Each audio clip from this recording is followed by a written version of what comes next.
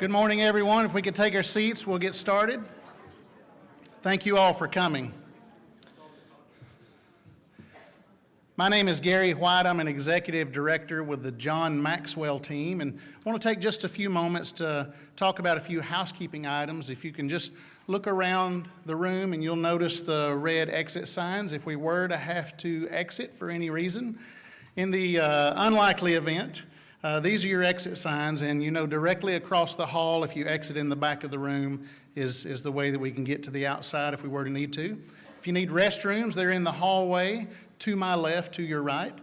If you can exit out and head to the restrooms if you need that. Please, if you would, silence your cell phones. I'm sure that the speakers and those listening would certainly appreciate that. So allow me to share just a little bit about myself to really set the stage for today. When I was a young boy, my sisters told me that if I would take an acorn and I would plant it in the backyard, that it would become like one of those big oak trees that we had in our backyard. And I thought, I got to see this. So I took the acorn, I went out there and I dug a little hole and I planted the acorn and I covered it up, put a little water on it, said a prayer, and I sat back and I watched. And I thought, my goodness, why is nothing happening? How do I know that something's happening? And so I'd dig it up and I'd look at it, and I was very disillusioned. There weren't the green sprouts coming out of it, and I thought, well, okay, I just got to get a little more time. I put some more water on it and prayed over it again, and we can all laugh about that right now because, you know, I got a few things right that day, but I got a few things wrong, and we all know what I got wrong, right?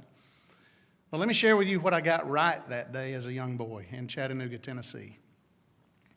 I recognized that I had the seed of something significant in the palm of my hand. And I recognized that what I had the potential to become something great. And the second thing I got right was I took action.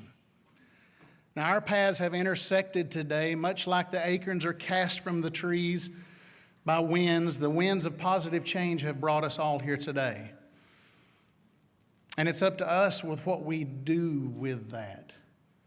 First of all, recognize that you're holding in your hands something very significant. What's taking place today and what's moving forward out of this is very significant. You will play a very significant part in it. And then second of all, take action. Take what you receive today, let it inspire you, let it fuel you, and then do something with that. Grant Gupton was so sick when he was born.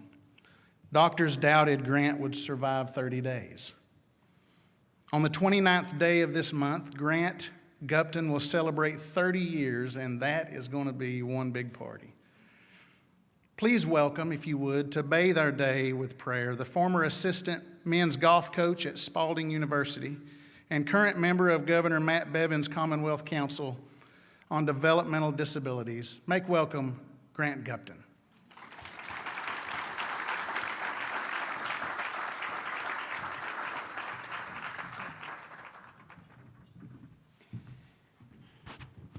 Let's pray.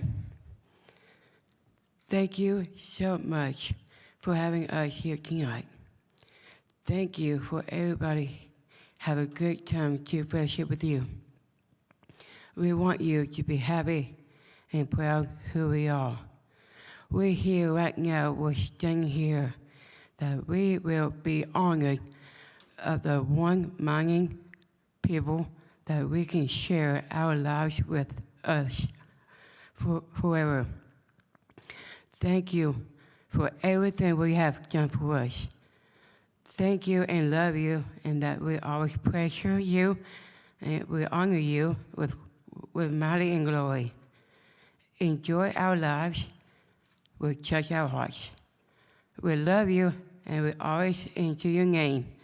And we always love having you here right now. In Christ's name, we do pray. Amen.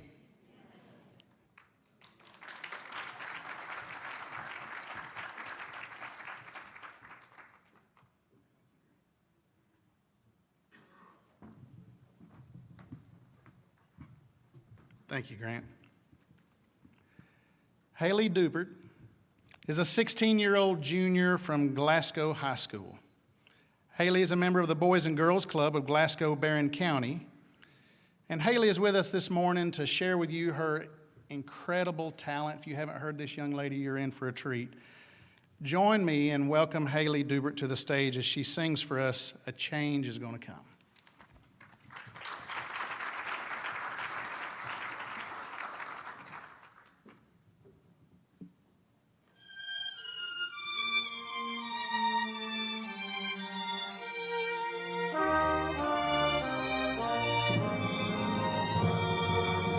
I was born by the river in a little tent. Oh, and just like the river, I've been running ever since. It's been a long time coming, but I know the change gon' come. It's been too hard living, but I'm afraid to die, 'cause I don't know what's up there beyond the sky. It's been a long time coming, but I know the change gon' come. I go to the movies and I go downtown. Somebody keep telling me don't hang around. It's been a long time coming, but I know the change gon' come. Then I go to my brother and I say, brother, help me, please. But he winds up knocking me back down on my knees. And no, there's been times that I thought I wouldn't last for long. Now I think I'm able to carry on. It's been a long time coming, but I know the change gon' come. Oh, yes, sir.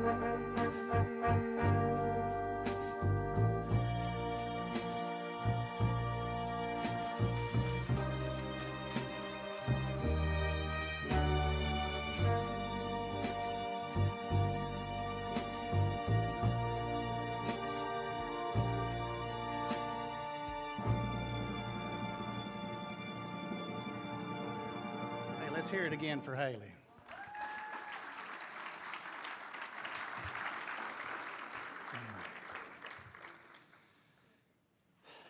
Human trafficking is an uncomfortable subject. And it's something that very few people know a whole lot about. And unfortunately, I believe there's a prevalent mindset that we'd rather not know about it because it's such an uncomfortable subject. I'm so grateful that this event has taken place to raise that awareness. And there's an incredible amount of awareness that comes to us whenever we hear from those that have been involved in it, those that have been a part of it. So if you'll give your attention to the screen, you're going to hear William Edwards' story in his video. Listen. I came into foster care in May of 2016 when my mother gave me to a man for $50 and 2 packs of cigarettes. I came into foster care. I have had 4 placements. 2016 when my mother gave me to a man for $50 and 2 packs of cigarettes. I have had 4 placements. The first one was a home in Ocala. Then I was moved to a therapeutic home just because they had nowhere for me to go. I was lucky to even have a cot in the living room of this home. Next, I was moved to a foster family in Hernandez County. I was only placed there for a few days, and from there, I ended up in the foster home that I'm in now.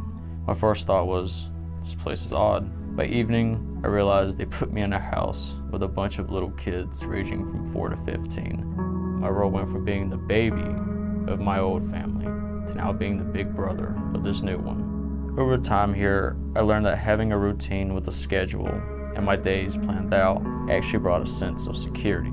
I began making better choices for my life, like quitting smoking. I broke away from my gang affiliations, and I turned away from what I was most proud of, aka the dark side. The most important thing that has changed for me is my outlook on life. After once attempting to end my life, looking back, I can't see myself as that person anymore. The extended support of the church family has a lot to do with that.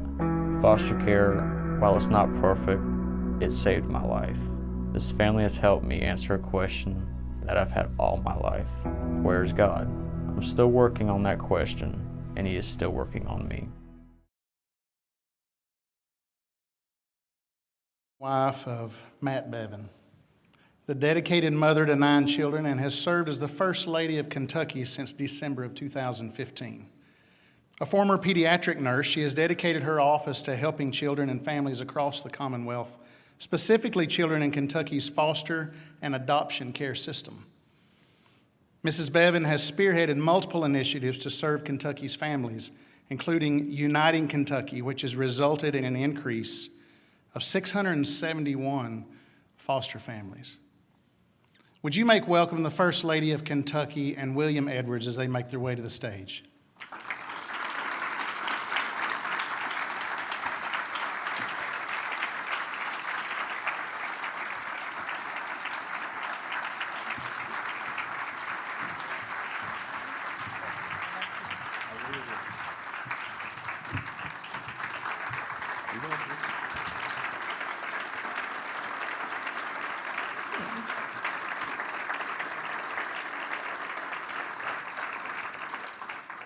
Before we get started, I'd just like to say thank you to our First Lady of Texas for coming. Great hardship in her state right now, and we need to keep them bathed in prayer because that's a hard thing. That's a hard thing to be the governor and First Lady of, and know that we have your back if you need anything. The yellow roses are for you, the yellow rose of Texas. I have to think William had a lot to do with that. He's so thoughtful. I'd like to start today by thanking you all for being here, for your hearts for our most vulnerable children. You have come today at your own expense, knowing that there will be no tangible takeaway for you personally. This event is nothing but a labor of love and a learning experience for all of us. I feel the planning process alone has bonded us for a lifetime. Most of you understand that a great deal will be asked of you and expected of you going forward. Yet here you sit, waiting for the ask, because above all else, you love our children. Some of you are here simply to learn more about this topic and where you might fit in. I am confident that at the end of this day, you will be compelled to stand up, step into the gap, and fight with everything you have for our children. But if we're going to be serious about this and do it right, we have to do it as a united front. The task at hand is much too large for any one of us to handle alone. And we have to do this for the children. We have to execute it with excellence. Nothing less will do. Child trafficking as a standalone was not my platform, if you will. I was all about the foster care and adoption reform. I drove our cabinet crazy in our legislature. Just ask them, they'll tell you. This was all due to personal experience, coming from an adoptive parent's perspective, and also my own parents were therapeutic care for 14 years. It was my heart, it was my passion, and it was my sole focus. And then I met this young man. William and his mom were introduced to me through a friend, a mutual friend, and for that I will be forever grateful. William made this issue personal to me. Through him, my eyes were truly opened to the many different aspects of child welfare and how interconnected it all is. It was one of those things where you know, but you really don't know. And then you know. And then you have to do something. Child neglect, abuse, trafficking, juvenile justice, teen substance abuse, homelessness. There are so many needs for our children, but this, the trafficking piece, is our most critical need right now. We cannot fully address this issue for our children unless we band together, united as one mind. One mind across state lines, across party lines, across all things that divide us, and I know there are many. But our differences make us stronger together. Different perspectives and ideas are good. We are created differently to sharpen and build each other up, not to tear each other down. By the end of this day, I would like to have every one of you who are sitting here, who are ready to fight for these kiddos, respond to the email that will be provided to you. I want you to say, I am in, I am all in. This is what I do, this is my passion, this is where I think I can help these kids. We want a focus group that is sleeves rolled up and ready to do whatever it takes to save these children. So back to William. It's difficult to explain what I felt the first time I met William. My girls call him, and his mom, I don't know how she feels about this, my girls call him, oh, that's Mom's William. It's difficult to explain what I felt when I met him, except to say that I knew my life would never be the same. William is a soft-spoken, words chosen wisely kind of guy. He is one of the most thoughtful and attentive people I have ever met in my life. His spirit is pure and giving, and he's lived 10 lives in one. Ladies and gentlemen, I give you William Edwards, the man behind the mission.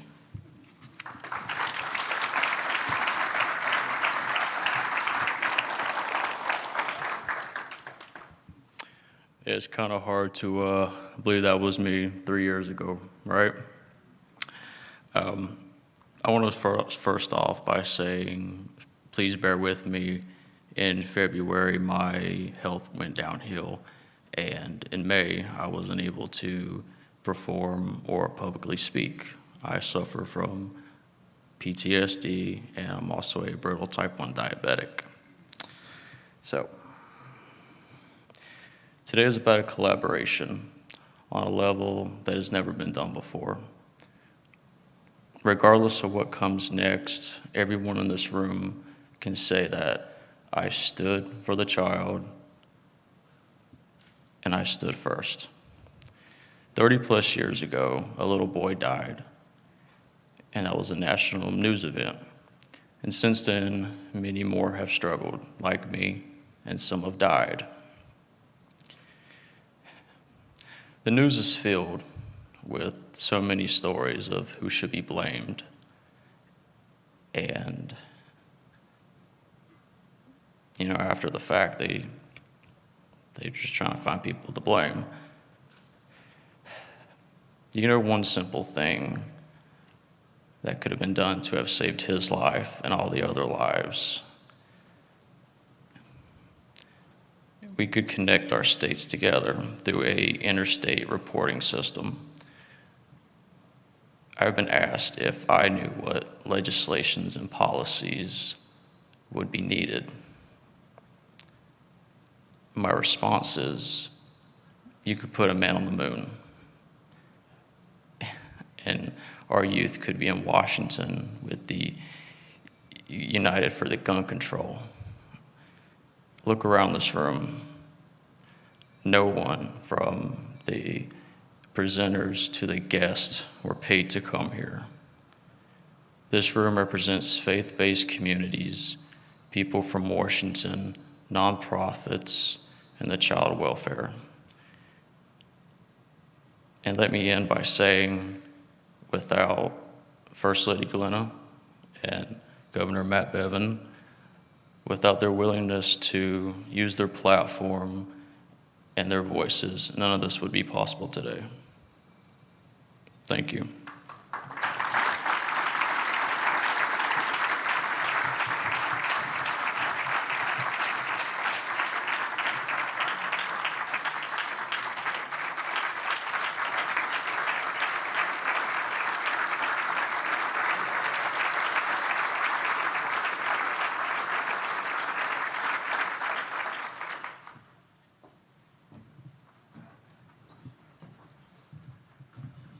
It's powerful.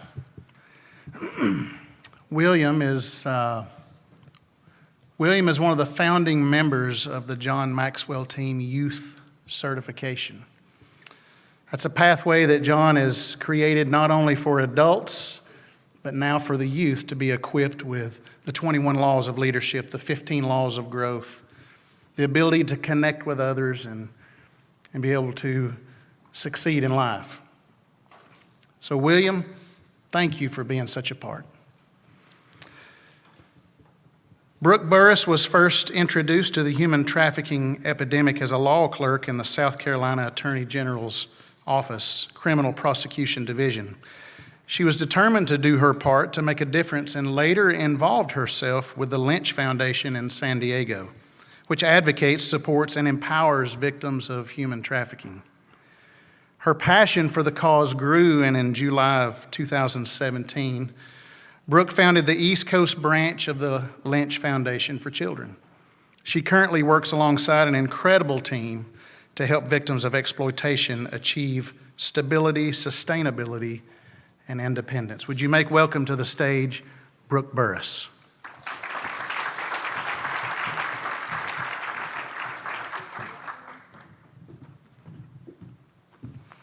Good morning. Thank you so much. Thank you, Governor Bevin and First Lady, for having us, and just for your vision of collaboration and unity over this issue. William, I didn't realize I was going to be after you. Thank you so much for your strength and what you said, and seeing the purpose and redemption in your incredible story. Mr. Lynch is an entrepreneur in San Diego, and he started his foundation in '89 and took on this issue starting in 2014. And one of the big niches that he was seeing was that survivors weren't at the table in strategic discussions. And that's really one of the initiatives we've brought on under our Seeds of Hope program. We really try to advocate for career opportunities for survivors, speaking and being compensated, or being compensated for their mileage like many professionals would be. I'll introduce one of our survivor consultants, the survivor consultant for the East Coast branch of the foundation, Kat Wehunt. She is a speaker, a trainer, and an incredible person with a great sense of humor. She earned her BA in criminal justice with an emphasis in victimology from Florida International University. She's one of 15 in South Carolina trained victim service providers in human trafficking services. She was a victim advocate, the director of administration. She's very proficient in math. She was the care coordinator for Switch, which is a nonprofit in South Carolina. And Kat was the person that law enforcement would call at 2 a.m. or 3 a.m. or 7 p.m. right before dinner with her husband. So she's given her, not only taken her story, but really taken it to help and empower others. Some of the training that she's done, she just did statewide training in North Carolina for their State Bureau of Investigations, and the director said it was one of the best trainers that he's ever seen. So she's extremely talented, and we are honored to have her. And without further ado, I'll present Kat Wehunt. Please welcome her.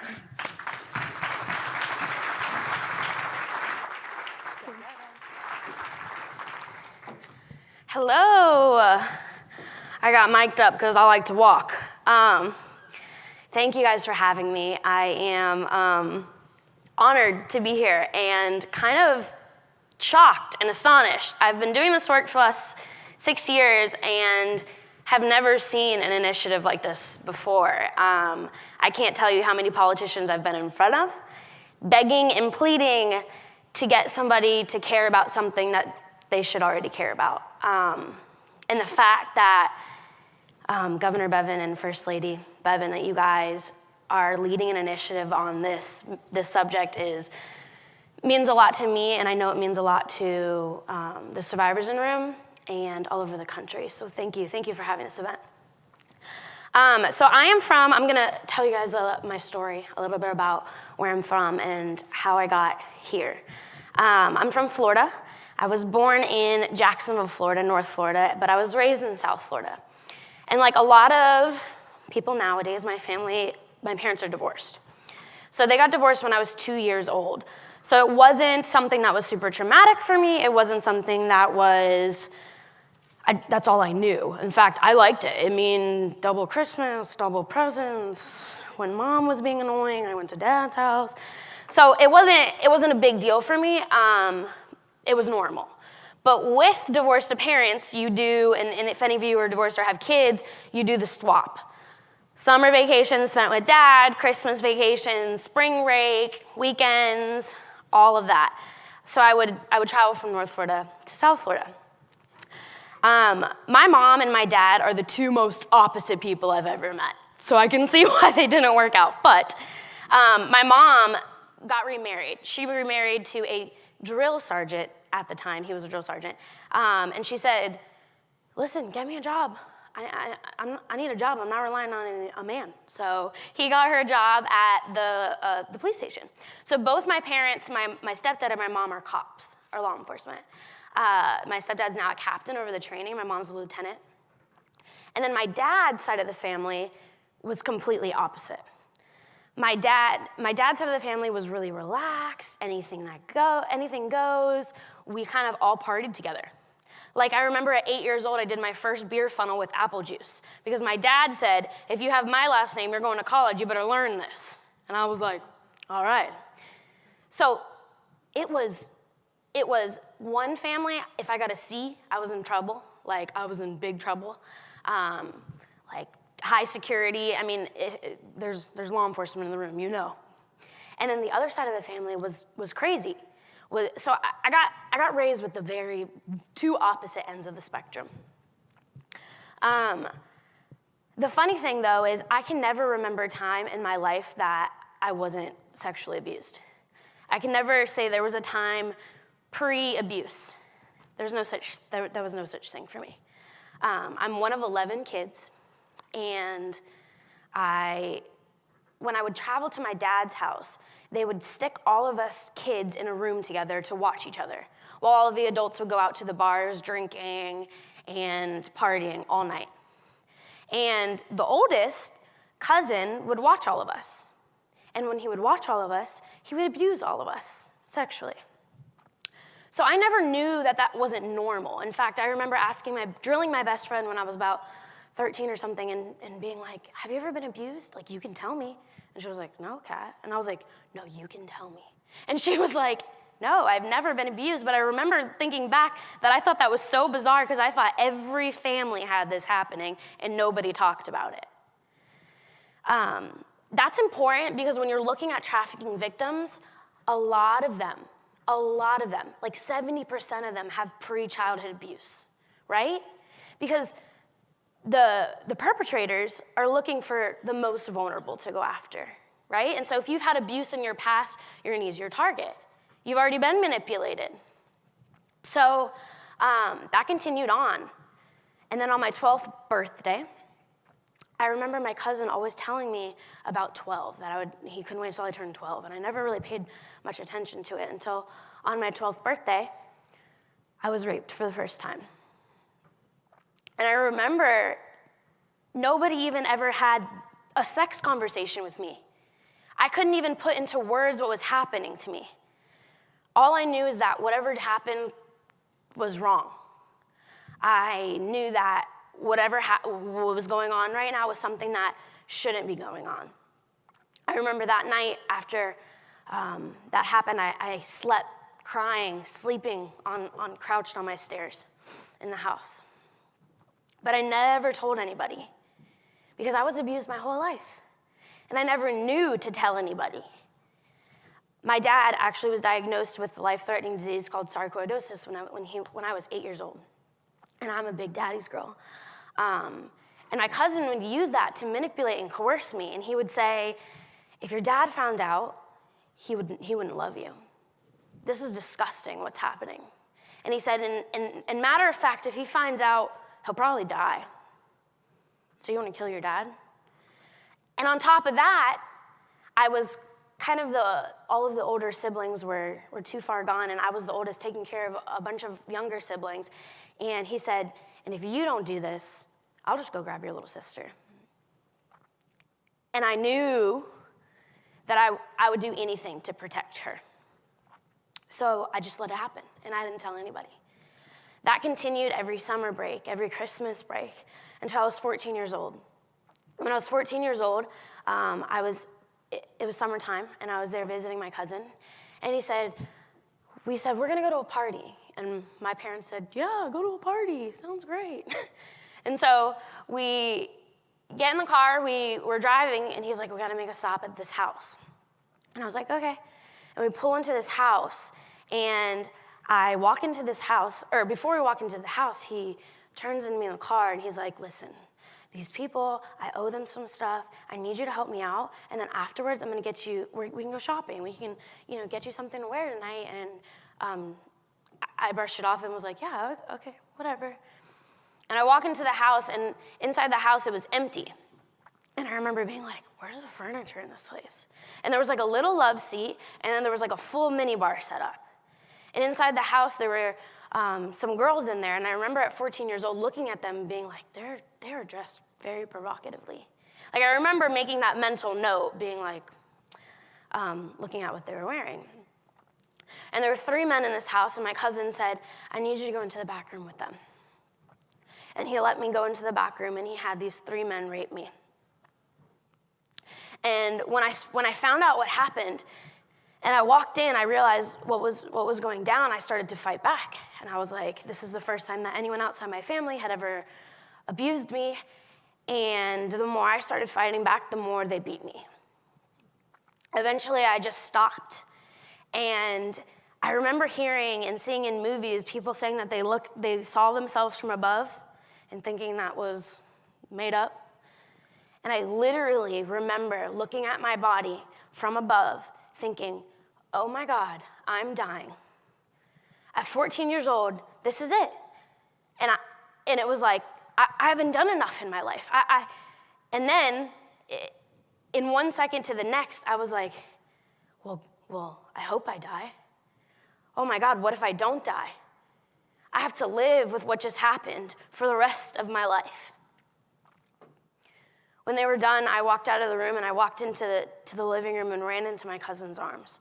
And he held me and he grabbed me. And a lot of people are like, why would you run into the person's arms that sold you to 3 people? But Stockholm Syndrome is a real thing, and he was the only safety there. And when you go from trauma, when you have intense trauma in your life, you hold on to the good. You grasp onto it white-knuckled. And I ran in his arms, and he rocked me back and forth, and he cleaned me up, and he said, I'll never let this happen to you again. I promise I'll never let this happen to you again. I'm so sorry. And I thought, great. Thank God, this will never happen. Little did I know that was the start of many years for me. From 14 to 17, my cousin sold me to child advocacy lawyers, to law enforcement in uniform, to worship pastors, to teachers, to parents' friends, the people that you would never think would buy a child, I was being sold to. And in that time, I realized there are no safe people. There's no safe. How am I going to go to law enforcement when I have 3 law enforcement clients? I didn't realize what was happening to me for a long time. I blocked it out. I got through it. I did what I had to do. And then at 17 years old, I had an insane experience. I was being dragged to church every once in a while. I had a best friend, and I mean dragged to church. Somebody in school school's youth pastor said, hey, I want you to write a list of 10 people you would think in your school that would be the last people to step foot in church. And I was number 3 on someone's list. And so she invited me to church, and all I can say it was the Lord, because I don't know why I said yes, because I was a very crazy teenager. And I said, sure. I ended up going, and then I ended up going again to a conference. And I go to this conference, and I got radically saved. And I mean, like, heathen to saved in a day. I didn't know all the laws. I didn't know all the rules. I was still going to parties, getting drunk, but I was praying over people, okay? I was like, I have Jesus. Do you need Jesus? Let me lay hands on you, okay? So I didn't have it all together, but I knew in that moment that my life mattered, and that's what changed. I knew that I had value, and I knew that what was happening to me shouldn't have been happening, and I knew that I could do something about it. So at 17 years old, I said, I don't care if I never see my dad again. I'm not going back. I'm not visiting. I'm not doing it. And I didn't. I never went back. And I wasn't magically healed after that. That was the beginning of a hard healing process. And healing is continual, and I'm still marching through it. But I decided to, I still didn't tell anybody till 19 years old. And at 19 years old, I decided to tell my mom. I ended up filing a police report and all of this. And when I filed a police report, it came out that some kids across the street were abused by him. A little girl that was adopted into our family was abused by him. All these people started coming out of the woodwork. And the funny part about it is years later, through the investigation and all of that, nothing happened. Nothing. And that is unfortunate for a lot of people and a lot of survivors. That's the case for a lot of people. And that's why it's so important for us to come together as state. And somebody said last night, this is not a party issue. It's a people issue. And the fact that the only way we're going to be able to target this, the only way we're going to be able to come at this is if we come together and collaborate. Because it wasn't until years later when I started working in the field that I even realized I was trafficked. And if a trafficking victim can't even identify themselves, that means the community doesn't know what trafficking looks like. That means our laws are in place to support, and our politicians don't know what trafficking look like. It's a new topic, but we have to get the word out. We have to spread awareness. We have to point out what's really happening. Because I was standing in the grocery line behind you. I was getting all my doctor's appointments. I graduated high school with a 4.2 in my associate's degree. I wasn't a kid that was not achieving. I wasn't a kid that was, I was bad, but I wasn't, if somebody would have looked at me, they never would have been able to identify that I was being trafficked at home, right? Because they were looking for wrong things. And at 17 years old, I thought I wasn't trafficked. I wasn't duct taped and handcuffed and put into a truck and taken across state lines, because that's what I thought trafficking looked like. So if even our victims aren't identifying themselves, that means we have a problem, right? We gotta start pinpointing. We gotta educate. We have to. So thank you guys. Thank you so much for being here. And thank you on behalf of the survivors in the country. It means a lot. Bring them to the table. Ask them their opinions. They will tell you, sometimes without you asking. It's important to bring that survivor's voice, you know? You have to ask the people that have been there. Ask them. They'll tell you. It's empowering. It's empowering to be able to stand on a stage and talk about my story. Now I get to, Brooke and I were starting a nonprofit. And to think that I went from that, now that I get to serve women who've been in the same shoes as me I'm beyond thankful that I get to do this. So thank you guys for being here. And I hope that you don't just leave this conference and say, wow, that was moving. Wow, that was powerful. But I hope that you write an email. I hope that you get involved. I hope that you go back to your state and do something. Talk to somebody. Even if it's just letting somebody know that you've learned what real trafficking looks like. Thank you guys.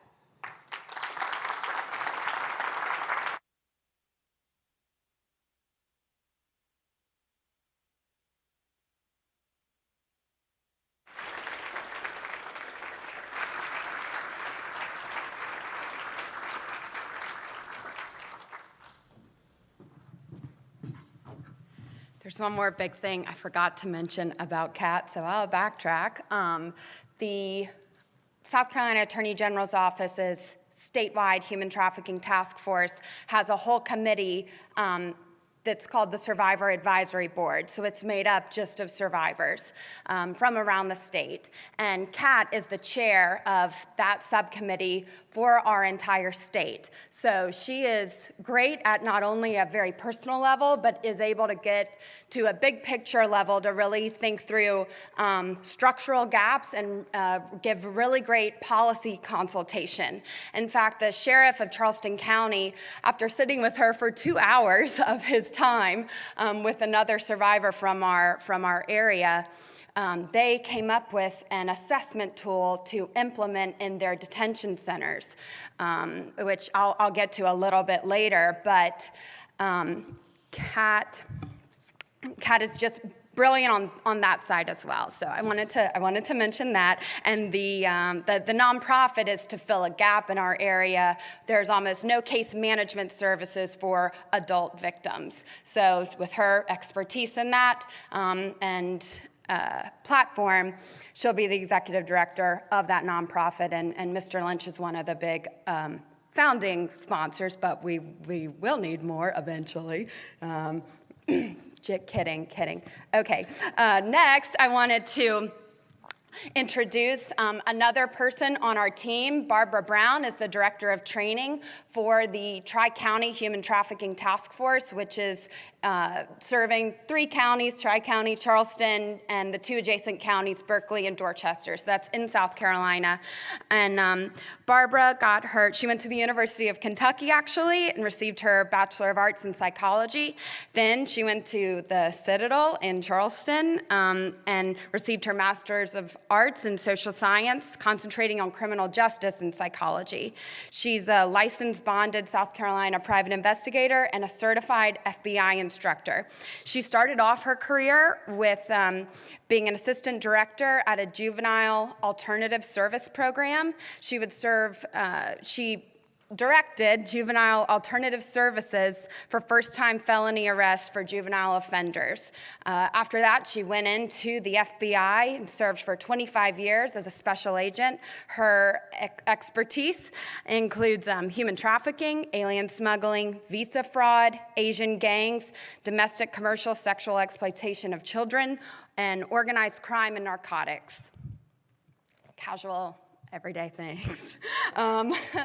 Barbara then founded her own private investigations firm called Iron Gate Investigations, and one of the biggest gaps by far, and as you heard from Kat's story, is lack of effective training, especially for law enforcement and specialized for law enforcement, and they truly are on the front lines.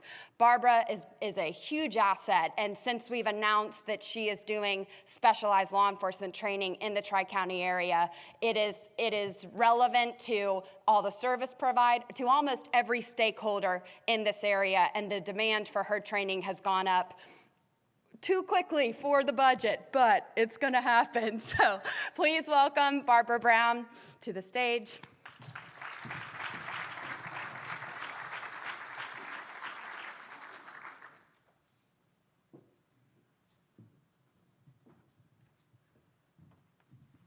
Good morning. Okay. Well, you already know that I've been in the FBI for over 25 years, and I worked all those multiple violations. What I do have a problem with is that, yes, I worked human trafficking, sex and labor trafficking many years ago. It was towards the end of my career, and we're still talking about it. That's the problem here. We're still talking about human trafficking of men, women, children, and the exploitation of children. But what I'm most proud of while I was working on my investigations was one domestic trafficking case in Atlanta, Georgia. And the reason for that is that we were involved with investigating the fact that there were traffickers out there pimping underage girls. Because of the media attention that occurred during the investigation, the arrests, and subsequent convictions, it forced Georgia to change laws. And the law they had to change was that At that time, it was a misdemeanor to exploit an underage person. They've now made it a felony due to the case that we had, and I'll go into more of that later. One of the international sex trafficking cases involved fraudulent use of student visas for girls from Korea to travel to the U.S. to attend an English language school. They weren't actually attending the school, they were working as prostitutes in the Korean bars in the community. Now and then, people believe, well, that was Atlanta, New York, Miami, Houston. Not in my town, not in my city or state. Well, it is happening in your state, and you need to learn to recognize it.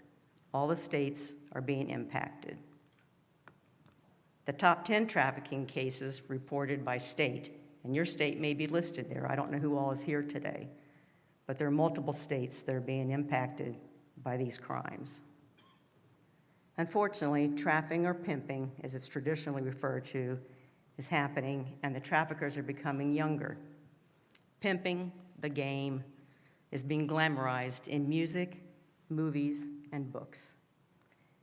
Children are singing along to songs that say, "Pimp my ride," "Ride my joystick," things like that. These are lyrics that kids are seeing today on their music videos, in their ears as they're walking down the street. Yeah, they're pimping you out. They're pimping you out. Got pimping in my veins, pimping in my blood, pimping in my swag. You get the picture, all right? You may be more familiar with these. We're all about the same age group, some of us here. House of the Rising Sun, The Animals. They're talking about a brothel in Soho. Okay, disco years. Remember Donna Summers, Bad Girls, Hot Stuff. She worked hard for her money. That's glamorizing prostitution. Even the Beatles, but it wasn't so derogatory as they were referring to Maggie May. She walked down Lime Street anymore. The judge found her guilty for robbing the homeward bounder.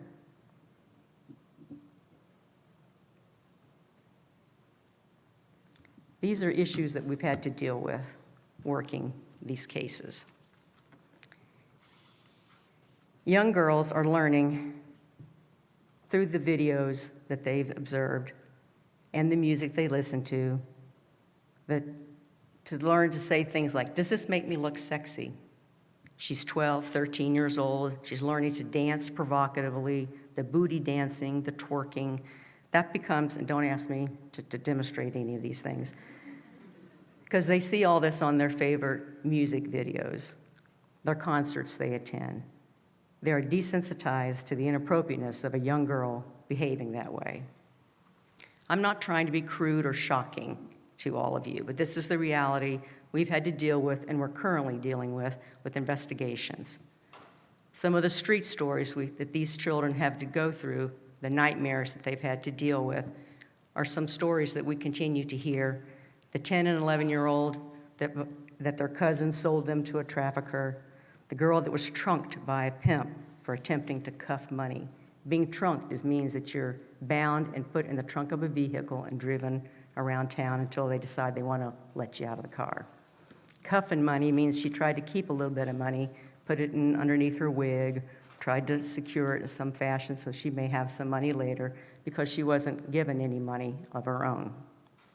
There are girls that are branded with tattoos with the trafficker's name. It's always imprinted on their body. Several girls were bought, sold, and traded to another state because that pimp felt she was overused in the area and wasn't making the money that he wanted her to make. My experiences working human trafficking, organized crime, and gangs and drugs, I just used the same methods to work human trafficking. But I had to learn the federal laws that would apply so that we could charge the traffickers. I had to learn about the street. I had to learn the language. There's a whole different language when you work these type of violations. I had to develop relationships with other agencies. I already knew the FBI was known to take cases, take everything, and not share information. But after meeting with juvenile judges, the juvenile justice system, detention workers, and yes, many, many victims, my intelligence found that I had gathered over 20 traffickers' information. But I didn't know a whole lot about them. All I knew is their nicknames. I had to learn who they were because I didn't know who Scooby, Red, Worm, Hollywood, Sir Charles. It sounded like a cast of cartoon characters to me. I knew I needed the help, so I went out to try and focus and narrow our focus, actually, on those that were involved in trafficking underage persons. We had 20 others we could have looked at as well, but we focused on the underage trafficking. So through my experiences, I coordinated an ad hoc task force, meaning that I brought together law enforcement officers from other agencies to work with me at our task force. And sometimes they were only able to come once a week, depending on what we had going on or what they had going on in their own agency. But through that cooperation and collaboration with all these other people, we were able to charge a 265-count indictment, a RICO indictment, racketeering. That's what you use against the mafia. And we convicted 17 traffickers. This was the case that I referred to earlier that forced Georgia to change their law. These acts that they committed were violent, and that's why the attention was brought so greatly to this investigation. Georgia continues to change laws, and we're hoping that we'll be able to assist South Carolina as well in changing their laws. I was asked to speak about the faces of human trafficking. What I think about are the faces of the survivors and the victims, but I wouldn't want to exploit them anymore to the exploitation they've already had to deal with. So I'm going to show you the faces of human traffickers instead. They're out there. They like the attention, so let's give it to them. The gentleman in green is Scooby, and he liked to wear green. He had a green Cadillac. He's what we call an old school pimp. And the reason he liked green is because he said it was the color of money. The female in the blonde wig was one of his bottoms, and she also branched out on her own, become a trafficker herself. The young man with the girl holding the money is what we call our Romeo pimp. He's romanced her and put her out on the street. The gentleman with the cigar is a trafficker, Hispanic trafficker. He would bring girls in from Mexico, Central America, to become involved in prostitution. Unfortunately, the young lady in the middle was just recently arrested in Georgia last week. She's 23 years old. But because she was arrested as a human trafficker, she was moving young women from Georgia to Louisiana to become involved in prostitution. But you have to think about, perhaps she was also a victim herself and decided to branch out on her own. The white male in the corner is a police officer. I might say a former police officer, 15 years in the police department. And during the undercover sting operation, he was arrested and bragged about the fact that he has managed girls in the past and boasted that he had a cutting-edge system that could avoid getting caught. He claimed he had a way to circumvent the system that he was part of. Recently in Florida, a fireman was actually charged with trafficking too. Each of these persons tells a different story. And the point I'm trying to make is that the traffickers can be found, as Kat has mentioned, in many parts of society. They're young and old, covers all ethnic groups. No one's being eliminated here. We have doctors, lawyers, your neighbor, police officers, firemen, and yes, even politicians. They've all have been or are currently being investigated for exploiting children. And it'll continue unless we all do something to combat the exploitation of these children. A friend recently gave me an analogy of a football team, and I liked that, so I told her I was going to use it today.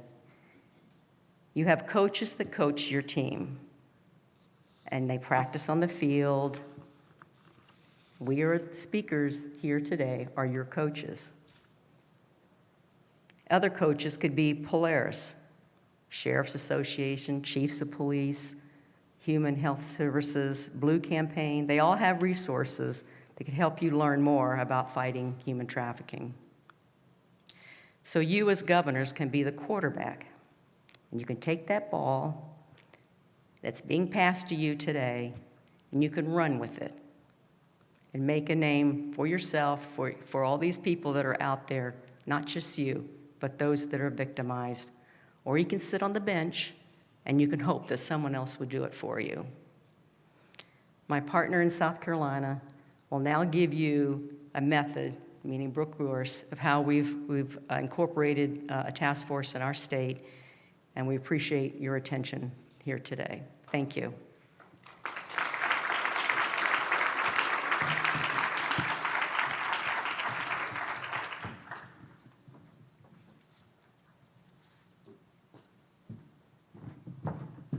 This is the last time I'll come up here, so yeah. Thank y'all for letting me introduce the two people that I know. So I'll briefly just define what human trafficking is based on the federal definition, which a lot of states have adopted. So many states, their definitions are similar with a few different caveats. Human trafficking, the main two are labor trafficking and sex trafficking. There's also organ trafficking. I won't really get into that. I'll really focus some on the labor and then mostly on the sex. A lot of studies show that, especially on a global level, labor is more prevalent than sex trafficking. Some studies even show it's more prevalent here in the US, but the DOJ has more sex trafficking cases than labor cases. As of now, I would argue it's because sex has been a little bit more prioritized and labor is even harder to identify, and sometimes there's more often a language barrier, cultural barrier there. Human trafficking became a federal law only in 2000. I'm from South Carolina, so I've got that biased perspective there. It became a state crime in South Carolina only in 2012. And every state had the crime by 2013. So we were like one of the last few states to have it. Trafficking, in layman's terms, is essentially when a person, by force, fraud, or coercion, I'll step back, adult human trafficking, we'll start with that, is essentially when a person, by force, fraud, or coercion, those are the three legal terms that the prosecutor with law enforcement, of course, has to prove, a person by force, fraud, or coercion performs a service in exchange for something of value.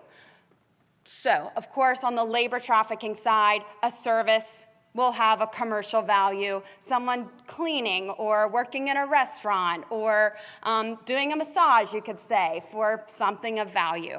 On the sex trafficking side, again for adults, that's performing a sex act, which has a broad definition. It doesn't necessarily, I'll just keep it at that, broad definition. And by force, fraud, or coercion. Force is essentially like kind of the movies, what you would think of there, by using physical violence to force someone into performing these sexual acts. Fraud is often a false promise, so that's oftentimes used on the labor trafficking side, a promise of a job. That's a lot happening in the Chinese community, bringing a lot of women or Korean women over to the U.S., promising a job, and then they'll get over here and it actually becomes working in a massage parlor, an illicit massage parlor, performing a massage with a happy ending at the end.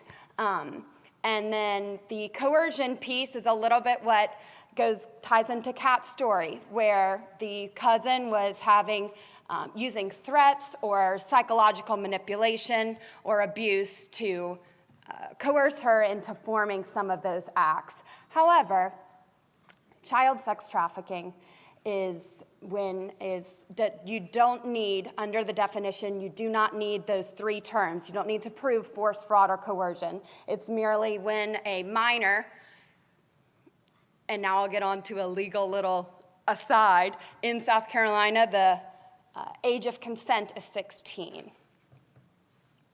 However, under the trafficking law and under the federal definition, you cannot consent to commercial sex, ever, of course, but you cannot consent to commercial sex, and the threshold is 18. So if you are under 18, you're a minor. It's not that you're 16 and you can consent to commercial sex, and then a law enforcement officer could prosecute you for child prostitution, for being a prostitute. I'll get into that a little bit later, but for a minor, it's a person under 18 performing a sexual act in exchange for something of value. That something of value can be paying a debt for a cousin. That something of value can be drugs. It can be shelter.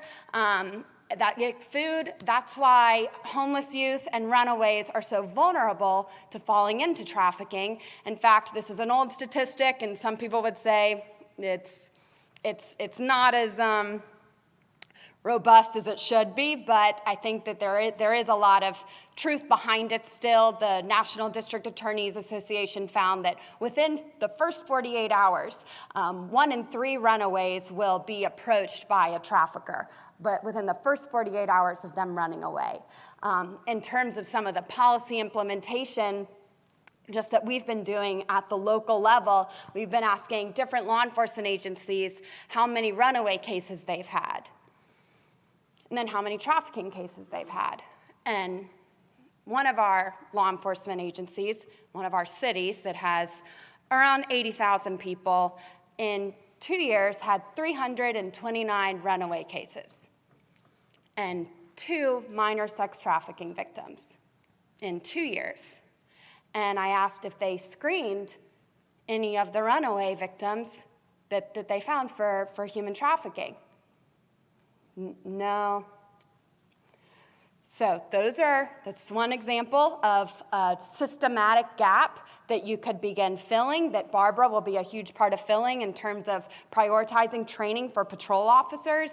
And that's some of the work that we're doing in terms of really being on the ground in the weeds of identifying some of these gaps, which I'll get into a little bit later. So that was the definition of human trafficking. I will say a little bit about my speaking style. When I was in 5th grade, I wanted to be a professional tennis player. I really loved Venus Williams, and I would write Venus, not even Brooke, on all of my papers and just turn that in. My teacher knew it was me. I never got to her level quite, but in terms of how I speak, I really do love tennis, and I'm sure many of you know the ball machine. It sits there and it is very stable, but the ball is going. You never really know where it's going. That's a little bit how I will maybe talk.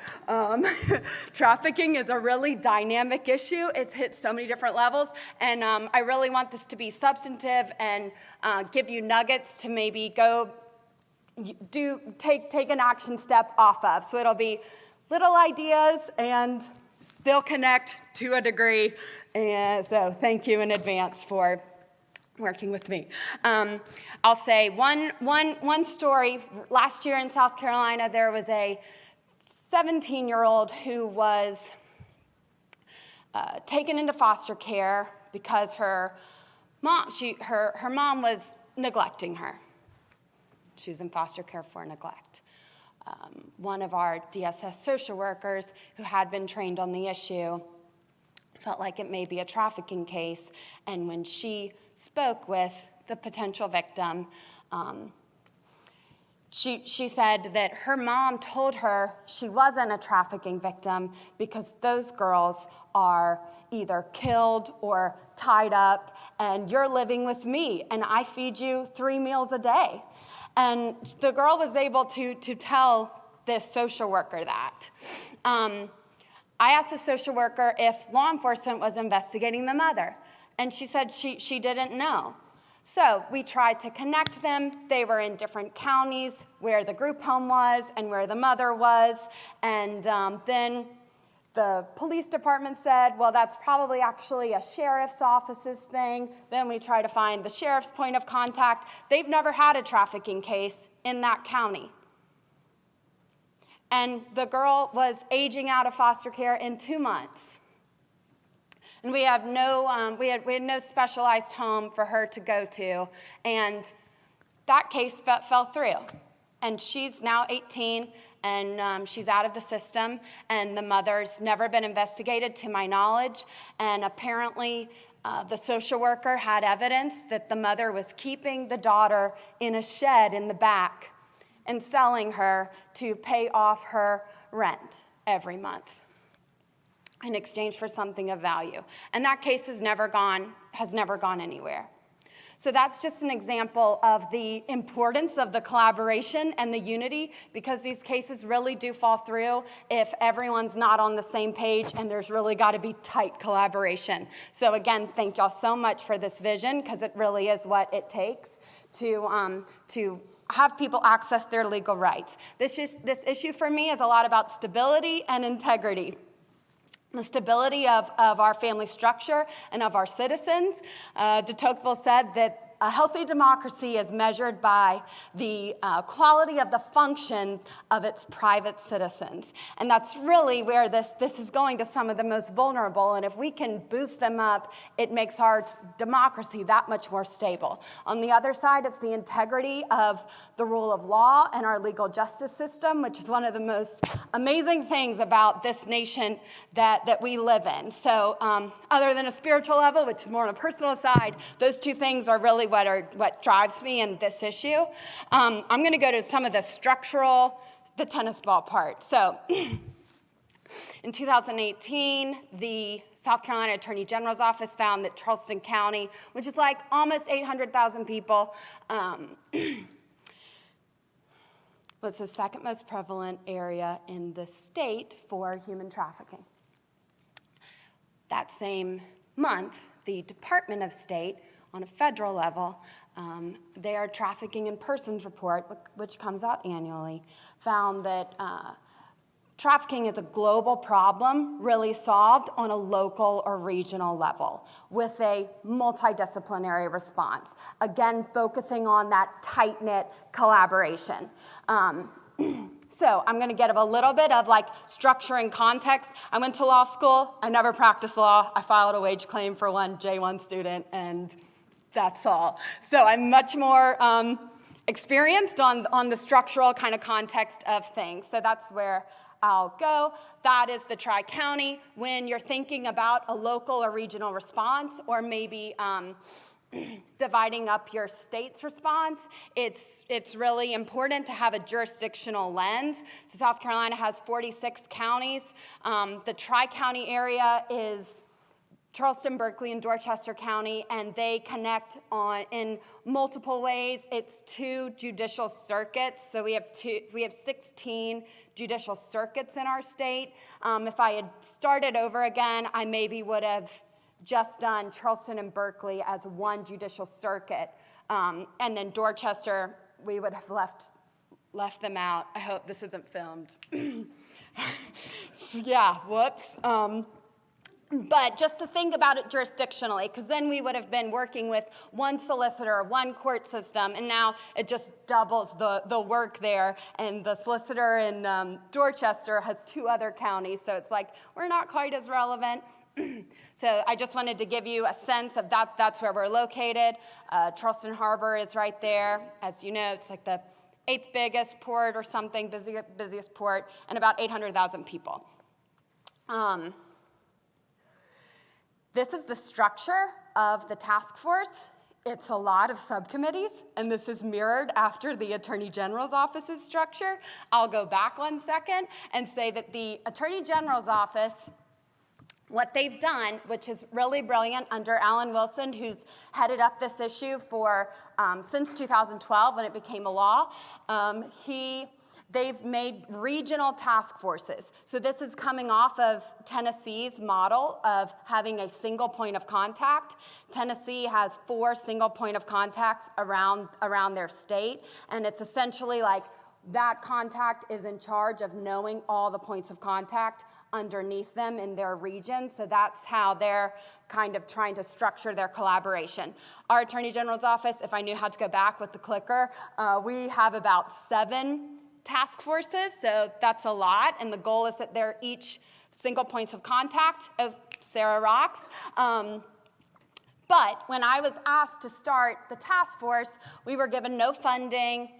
None of us work for the Attorney General's office. So all of the task forces look very different, and we could create the structure as we saw fit. So task force is a loose term. That's just something else to maybe think about. This is how we're structured. There's the chair. We have a survivor advisory board on the local level.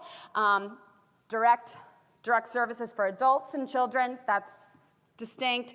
Healthcare, you can read it. Legal innovations, that's pro bono attorneys. A lot of these victims who come out are haunted by a record of prostitution. We worked with a victim who was found arrested in South Carolina in 2012. It's 2019, and she still has her prostitution record from Myrtle Beach in Horry County. So that's where the collaboration begins. The foundation paid her filing fee. In some states, their victims assistance network will pay that filing fee, and we had a pro bono attorney help her get that expunged. But when an adult, maybe they're out of the life now, and they're trying to get a new job, or even rent an apartment, that record, or in a custody battle, that record follows them. So it is a huge handicap. That's where the Legal Innovations Group comes in. A lot of states have a structure where there are pro bono attorneys working on this, and I'm running out of time. The Youth Advocacy Club is where a lot of, we're going into different schools and actually having a club in the school to help the teachers who are mandated to teach on this issue have a sustainable and point of contact platform, and help foster a protocol with the school resource officers, so actually within the school, and make sure there's a trained teacher in the school.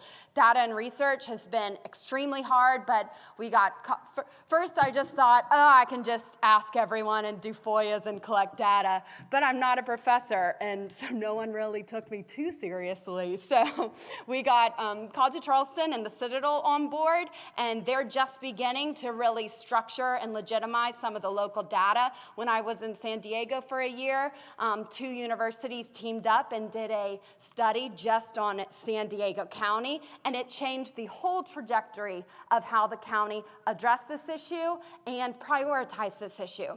It's so much easier to get money from San Diego County because of that study than it is in like Charleston County, because there's almost no data. And when I started this task force, that was one of the beginning priorities, and almost every law enforcement's number was 0. So that just, it's hard to start there. We had 180 prostitution arrests, so then I went to at-risk data, prostitution arrests, runaway cases, homeless youth, 180 prostitution arrests from one of our detention centers in 2 years, 422 homeless youth for one of the smaller counties, and still no screening for them. So that's kind of this, again, kind of structural thing. I'm running out of time, so I'll go quickly to this. In terms of categorizing how to see what a community is doing and how they're responding, the Attorney General's office came up with this continuum of care model. First, as you can see, is identify the victim. So then you wonder, okay, who are the frontline people? Are they being trained? So that's patrol officers. Mandated reporters is already enough. Mandated reporters.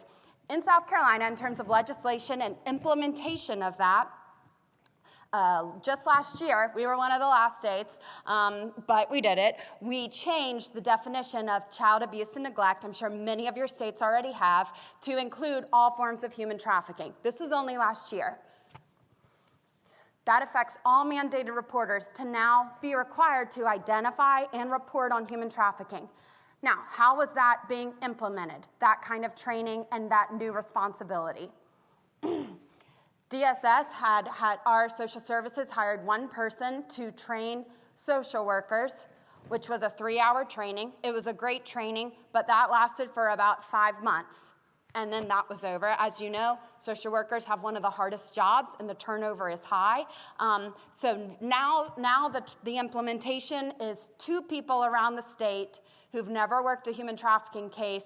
They train mandated reporters around our entire state, and their trafficking portion's about 5 minutes.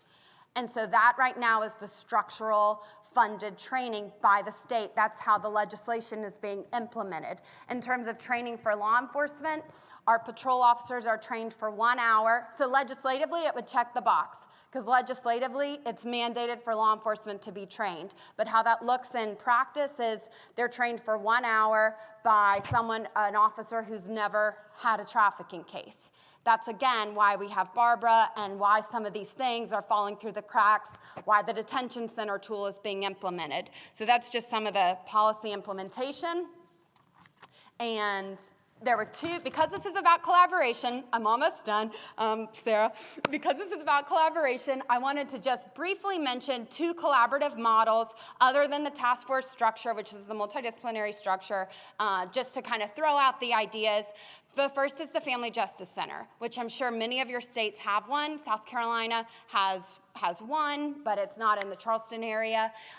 In San Diego, which is where the foundation is based, there was the first Family Justice Center. Family Justice Center is a co-located, is a building where there are co-located services. So it's usually a victim service provider, maybe law enforcement, a prosecutor, maybe a healthcare provider. It mostly focuses on sexual assault and domestic violence, but just in San Diego, the foundation was one of 2 entities to expand it to serve human trafficking victims.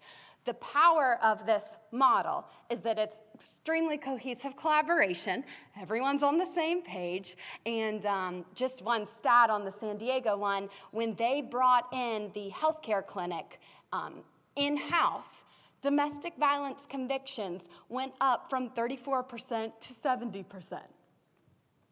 within a year, just by bringing in. So that's just showing you the importance of the collaboration, and I'm almost done. One last thing, this is a little bit of something that we're working on, but traffickers use technology against us. It's easier to do the transaction. We could set up shop here. I can take a picture, post it, and people will come. So they are grooming girls and boys on social media. Technology has been a great force of awful, evil power for them. For us, law enforcement has used technology in an amazing way. And I feel like what I've seen is a gap between law enforcement and victim service providers and all of the other amazing citizens who are interested in being involved in being connected and being coordinated. So the idea of this human trafficking app force, like human trafficking task force, it does not exist yet, but maybe working on it, is to connect everyone in a very categorized and streamlined manner. So all communities need at least a baseline response that's similar across all communities, whether you're in South Carolina or Alaska or Kentucky. And the goal of this is to identify best practices, like an information sharing agreement. You can go ahead and in this app, in this database, you would create information sharing agreements and go ahead and streamline that. In this setting, you could download the app just like First Lady Bevan's action step idea and sustainable idea for you to email her, which is brilliant because it connects us. This app would be, you can download the app, create a profile that's categorized to your skills. And then the vetting process, which is different in every state, different in every county, would already be streamlined. You can pay for it on your app, and you would go ahead and the connections would begin. With law enforcement, you can see the dark gray is the very vetted entities. That would be like law enforcement, and then the 3 p.m. call, which is Kat, and you would know when she's on call or not because she would sign into the app. So this is just another collaborative idea. I'm done, and I think I went 2 minutes over. Okay, thank y'all very much.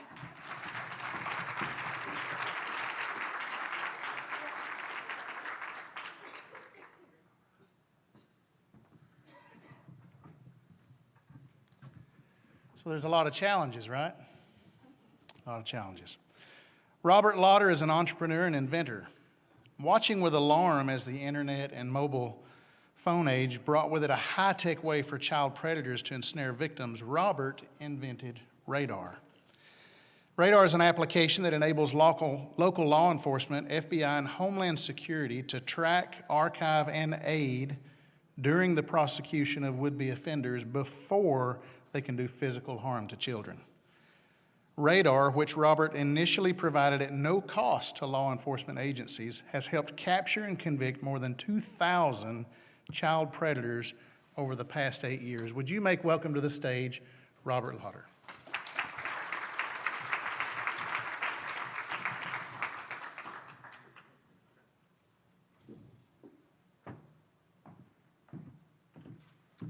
Good morning, everyone. What an honor to be here. First of all, I'd like to thank the Governor and First Lady, Bevan. Met the Governor, I don't know, 6 or 7 weeks ago. He's visiting us in California on a beautiful summer or spring, late spring, summer day.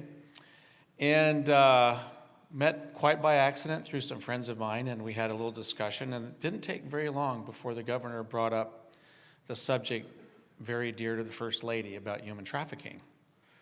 And I think I made a comment about some of the work I did, and he invited me to come, and I'm so happy to be here.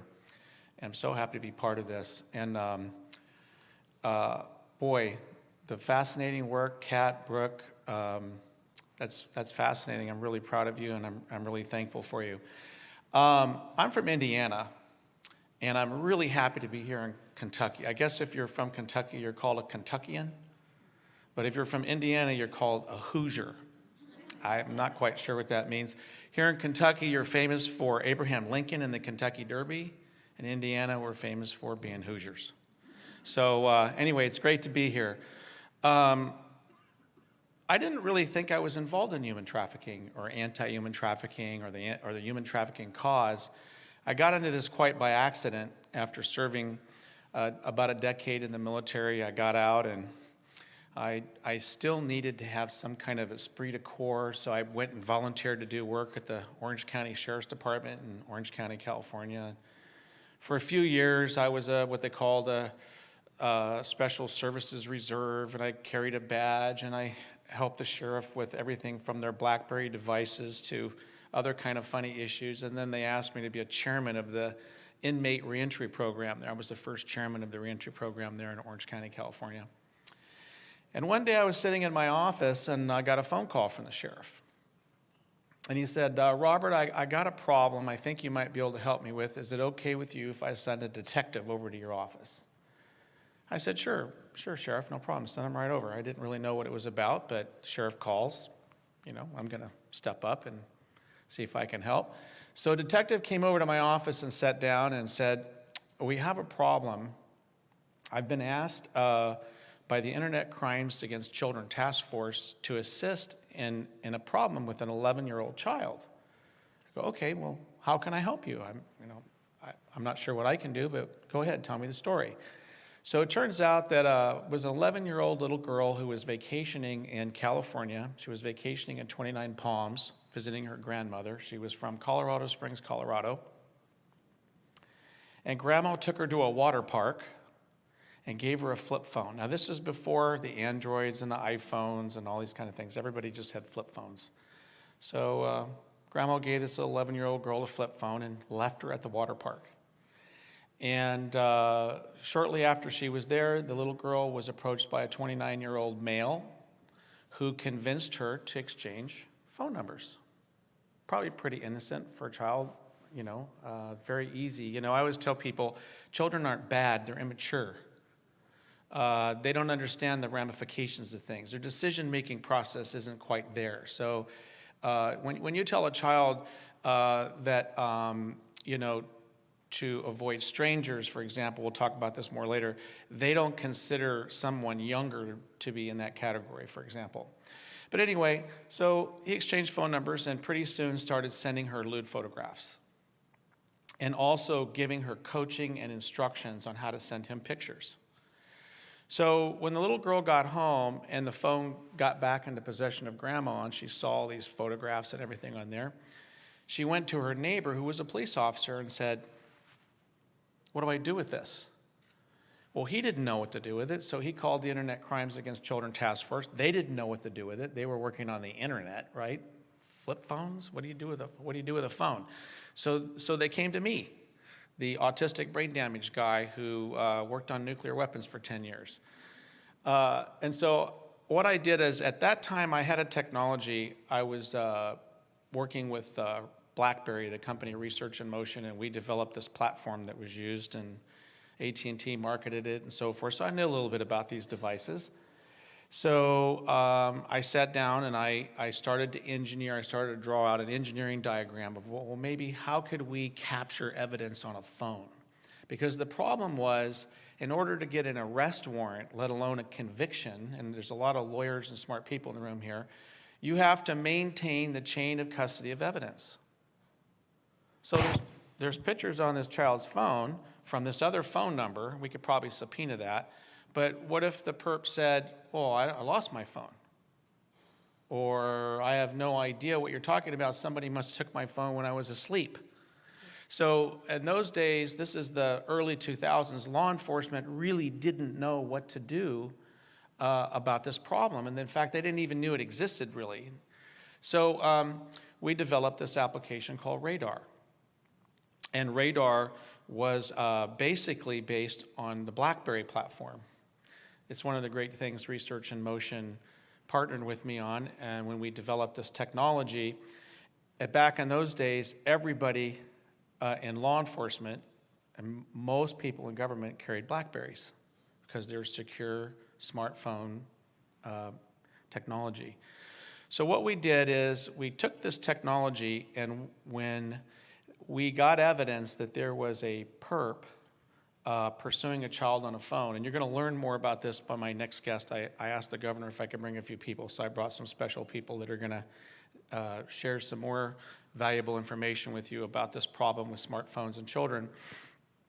What we did was, I figured out I would have meetings with all these policemen, and I'd say, okay, so what does chain of custody mean? What does this mean? What does that mean? How do you do an arrest? How do you get a warrant? And I learned all their procedures, and I built it into the technology. So what we did was, we said, okay, if there's a problem on this child's phone, we call the carrier and switch the phone number over to the law enforcement officer's device. And then we trained, and this was really fun doing this, we trained the law enforcement officer to pretend they were the child. And we continued the dialogue. And we would continue to capture text messages, pictures, and phone logs. And I worked with one detective who worked out of the AG's office in Colorado. In 2 months, we did 37 arrests. In 90 days, I think we did 60-some arrests. And his wife used to play the part of the child. So we had a lot of experience in this. So we trained the police officers how to continue the dialogue, and then we'd capture the evidence on the device, and then we would lure them to McDonald's. Let's meet at McDonald's, places like that. So we had a Verizon wireless executive fly all the way from New Jersey to McDonald's in Colorado, where we arrested him in the parking lot. We had a tenured professor at the University of Colorado. We arrested him in the library with troves and troves of child porn on school computers. He was using the school computer network to move child porn around the world. We unfortunately arrested a deputy sheriff. We arrested the fire chief in Jefferson County, Colorado, the largest county in Colorado. We've worked with the London Yard.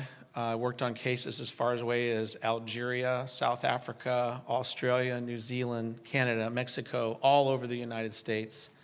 Thousands and thousands of child predators. And we have a 100% conviction rate. We've never had a single case.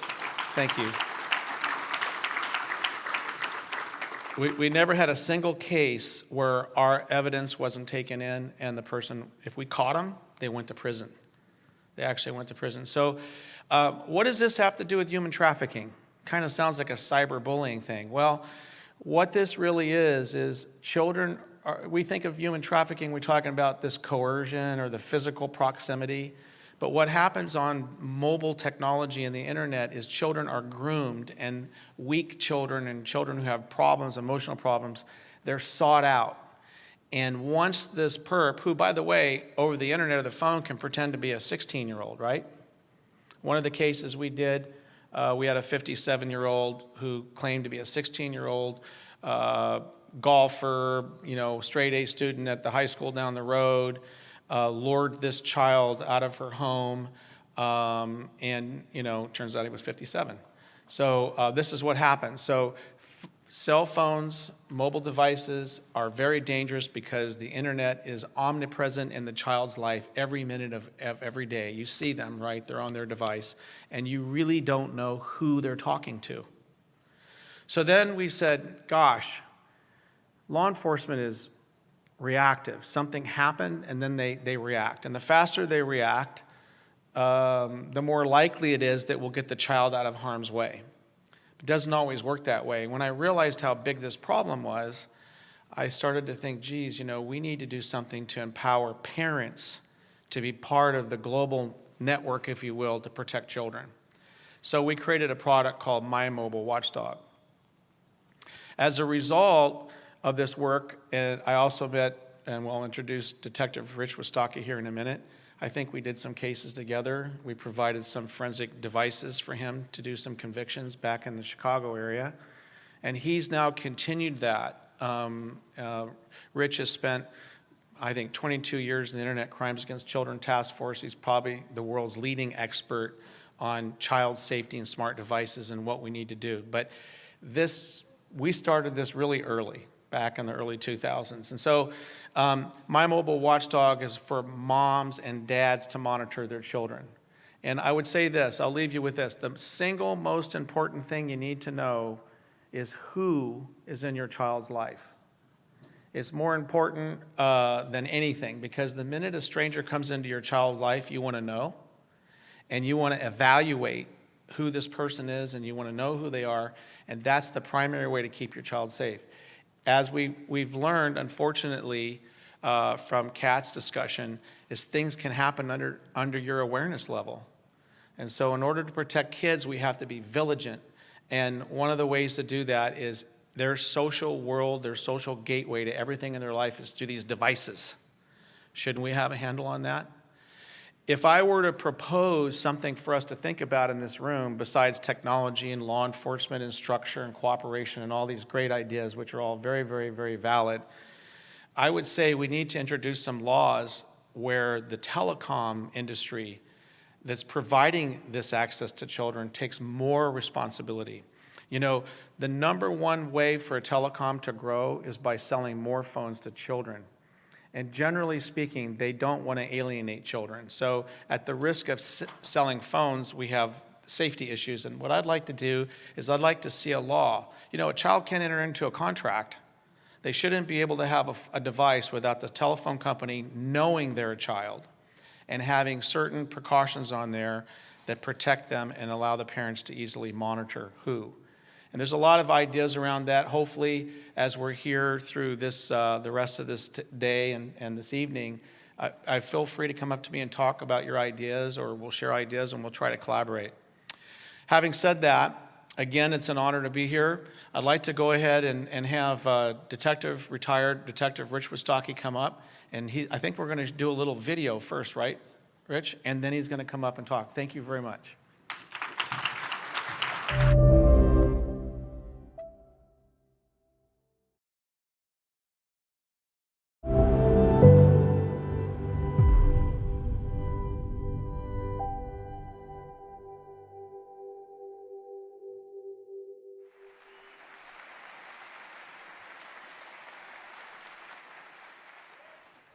What is he doing on that phone? How many of you have asked that same very question to the teens in your life? What the heck are they doing on that phone? Good evening, my name is Detective Rich Wistocki. I've been a police officer for 30 years, my last 22 years with the city of Naperville investigating computer crime and protecting children online. I'm about to say something that may upset you. If you want to get up and leave or turn off this program, I get it. But it takes someone like me to tell it to you to your faces what's going on. And here it is. All of you here tonight are responsible for your children. I'm sorry I just upset you. But it's true. You see, you're not only responsible for your children with their food, clothing, shelter, and education, you are responsible for their technology as well. Because if you're not checking their Roblox, their Minecraft, their Musical.ly, their Snapchat, their Instagram, if you're not checking contacts, monitoring remotely, having that technology talk with them, somebody else will be. Is that what you want? You see, ladies and gentlemen, when we give our children at the ripe old age of 11 this ominous device, it's like giving them the keys to your brand new Mercedes and going, sweetheart, you can go to Vegas, you can go to Florida, you can go to New York, wherever you want to go. And when you come back, mommy and daddy will fill that tank up and you can just go again. But just don't tell us if you did anything wrong. Because you never would do that, would you, sweetheart? No, Mom. You see, ladies and gentlemen, when we talk about what we are responsible for, I travel all over the United States teaching in schools. When I teach my students, I talk to them about their contacts. We talk about verification, that they have to know before they release any personal information, 5 things. First name, last name, where they go to school, their phone number, and where they live. If you can't physically verify what those things are, like Jimmy in my gym class lives there, Sarah on my soccer team lives there, and she plays for that team, that's a verification. I tell them that everyone else online is a liar. That is your base when you're traversing online. So let's talk about how you talk to your kids. What is your current technology talk to your kids? Does it go something like this? If you take bad pictures, if you take bad video, if you tell people where we live, you're gonna be grounded. I'm gonna take your phone away. You're not gonna see the light of day, you're not gonna go out with your friend, and the door's gonna come off the hinges of your bedroom. If you do that. How many of you have done that? Yeah, I see some hands out there. Well, when you do that, are your kids going to come to you? No, they won't. So when you have this technology talk with your kids, I'm gonna show you what that should look like. But first, we have to concentrate on one simple foundational premise of the technology talk on what you are responsible for your kids. There is no such thing as privacy for children. Can I get an amen? Amen. Yes. That you are responsible for your kids because you buy them the device. I don't care if Nana, Nonu, Grandpa, Tia bought them that device. They don't own it. You allow them to have it. They own nothing because you're responsible. So when we talk about this technology talk, I talk to parents something about called the golden ticket. What the golden ticket says is that you're gonna sit down with your kids and have that technology talk. You're gonna go through their contacts, you're gonna monitor remotely, and you're gonna sit down with them and say, man, I saw this guy speaking at the school the other day. I had no idea what was going on your social media. Listen, I know mom and dad were going like this to you, but none of that. If you come to us and if you feel like someone's making you do something you don't want to do, or somebody making you feel bad about yourself, you need to come to us. If you come to us, we're going to give you that golden ticket. And that golden ticket means that we're not going to give you consequences. We're not going to ground you. You're not going to lose your phone. We're not going to keep you from your friends. Because, ladies and gentlemen, the average internet predator has 250 victims in their lifetime. 250. And odds are, if they're doing something bad to your kid, they're doing it to 20, 30 others at the same time. So the technology talk is so important. I've got another question for you.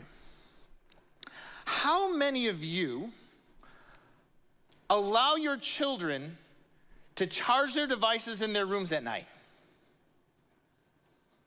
The common denominator in all my sextortion, child exploitation cases is that when the parent allows them to charge their devices in their rooms at night, you're sleeping.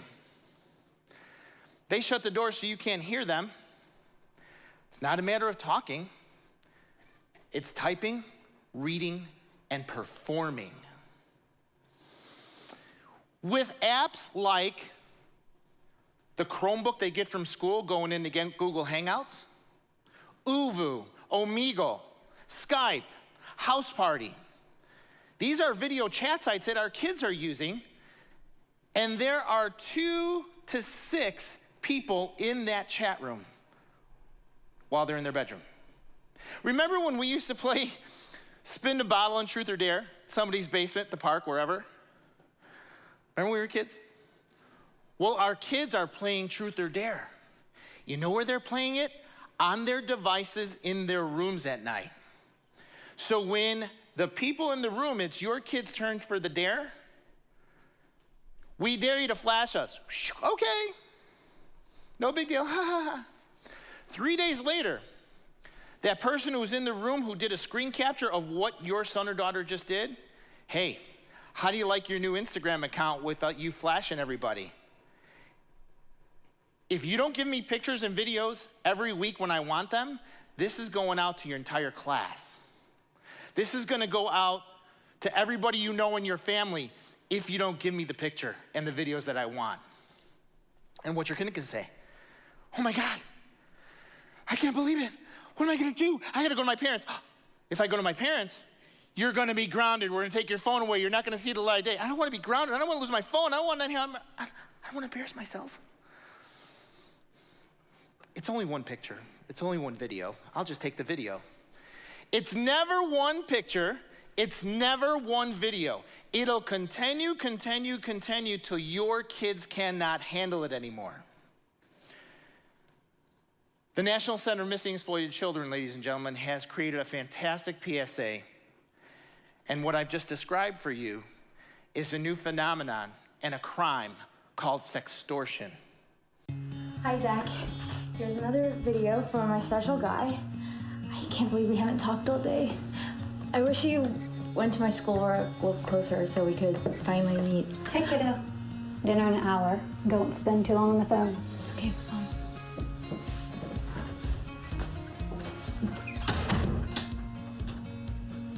I know you've been waiting for this for a while, so I wanted to give you something special.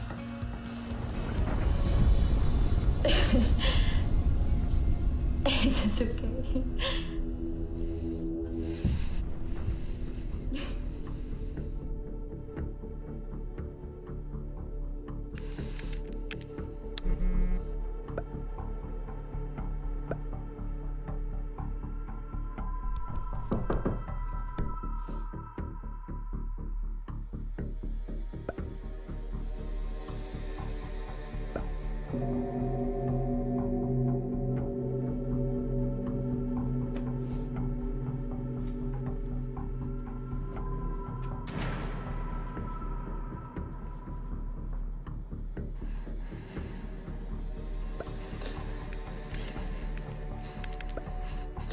Who are you? Why are you doing this?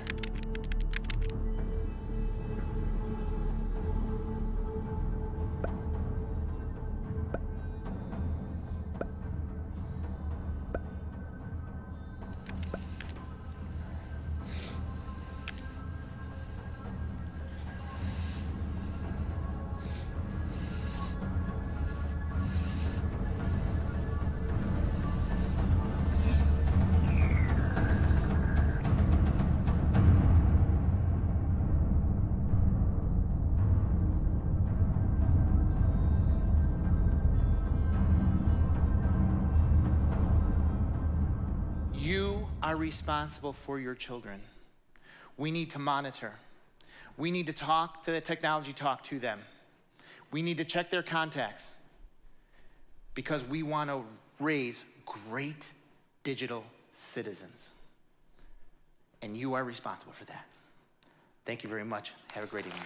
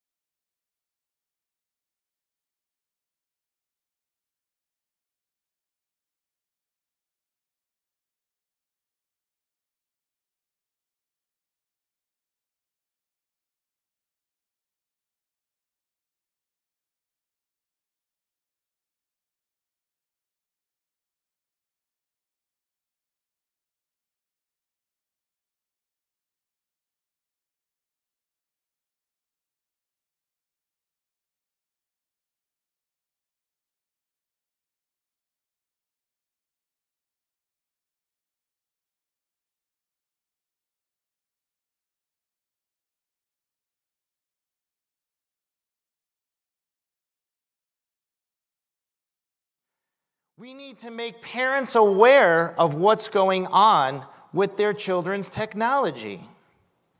From trafficking to cyberbullying to suicide to sexting, sextortion, and drug abuse, where is that information? It's in their cell phones. This is their swagger. This is their reputation. This is how they communicate. This is how they buy drugs, sell each other. Is through their technology. So after I did this TED Talk, I spent 28 years at the Naperville Police Department. When I did my TED Talk and they released it at the end of 2017, I was getting calls from all over the country to go in schools and do this. And I have made it my calling and my mission to answer that call to any school district that would have me come present. I will do that. So much so that I was only at the Naperville Police Department probably 3 days a week, and my bosses were like, dude, you need to train somebody before you leave. And I was like, okay, you got me. So I belong to ICAC, Internet Crimes Against Children Task Force. I still belong to ICAC even after my retirement. And after I retired, it gave me more opportunities to create and scale, because I can't go everywhere. I have a staff of all retired ICAC investigators. So we go out throughout the country and we train parents, students, faculty, and law enforcement. So one of the things that the stakeholders in this room, we all heard what the problem was this morning. Now I want to show you exactly how trafficking works online.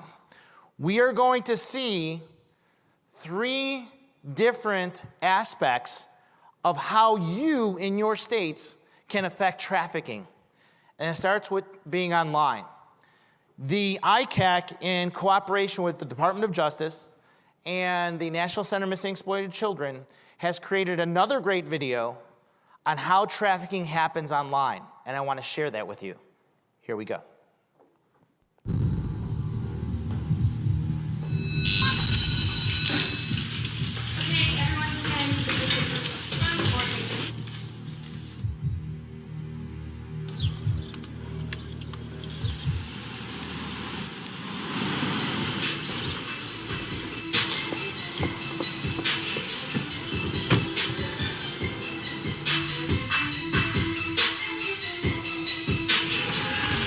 Can anyone tell me what the different chromosome is for a male versus a female? Yes. XX is female and XY is male. Correct? This is chromosome here. No, it's down. It's right here. That's important. We're trying to study.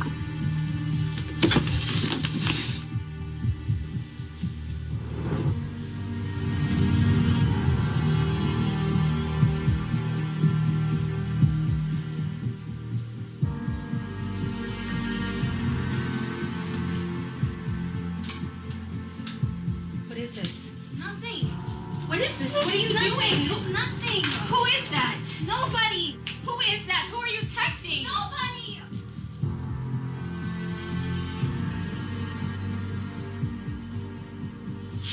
So you didn't tell your parents that you were coming over here tonight, right?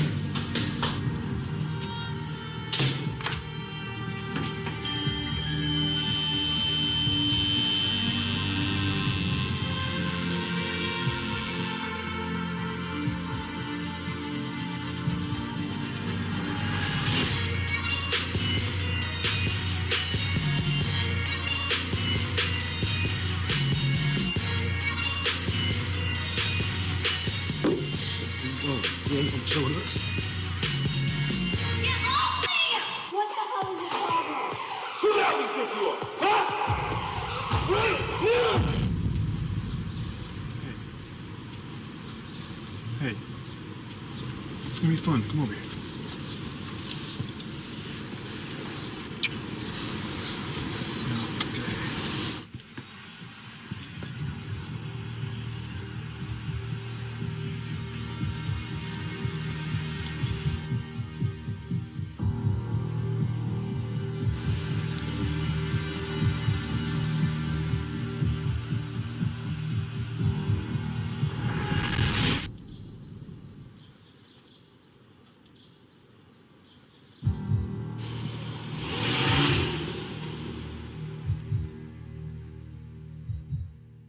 So in this video, this is how it happens.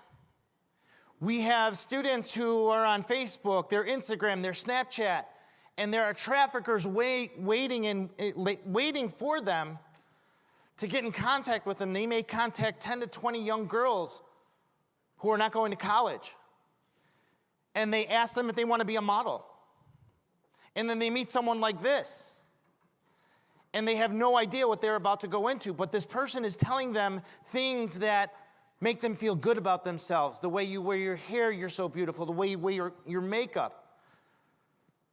So then you see the very bright student that answers questions in school and studies.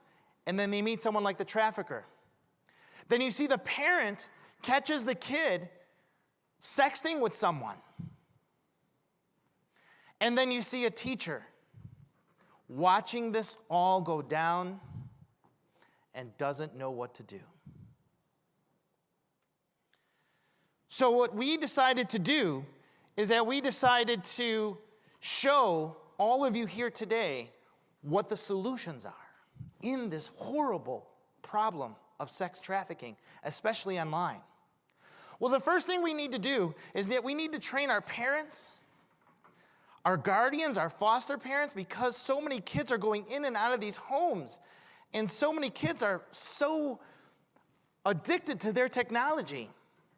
And when you have a kid who you say, no, you're not getting a cell phone because you're at risk, ladies and gentlemen, I submit to you that at every single school in the United States, junior high and high school, there is at least one kid that sells burner phones.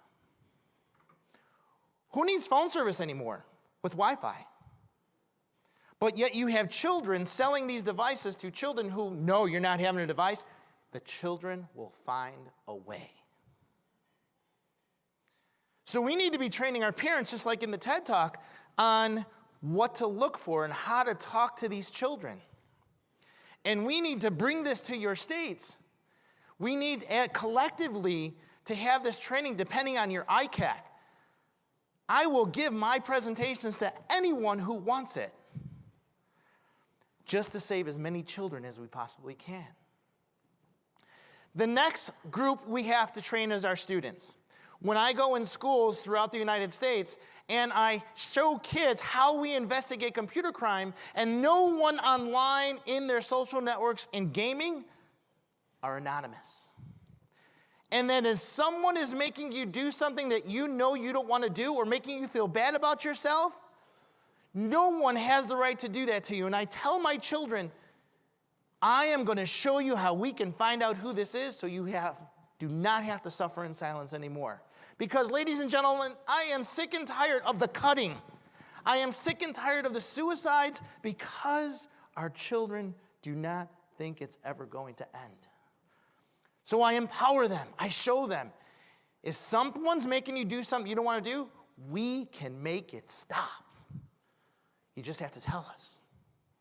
And this is how you collect the evidence, and I show parents and kids what that evidence is, so ICAC people can find out and take that information and run with it and identify our target. As you saw in the video, school staff just standing by, there is a cancer in our school districts where we have attorneys and school district presidents saying that, you heard that there's a naked picture on that phone? Oh, don't touch it. Don't touch it. When you don't touch it, when you don't make a report, that victimization continues and you're really not helping that child. And one of the biggest common denominators that we saw today, ladies and gentlemen, from every story at every speaker, is law enforcement does not know what to do. When I train law enforcement, I teach for the school resource officers, NASRO, National Association of School Resource Officers. I teach for OJJDP. I teach for a lot of the MTUs and post trainings across the country. And when I teach law enforcement, I make a joke.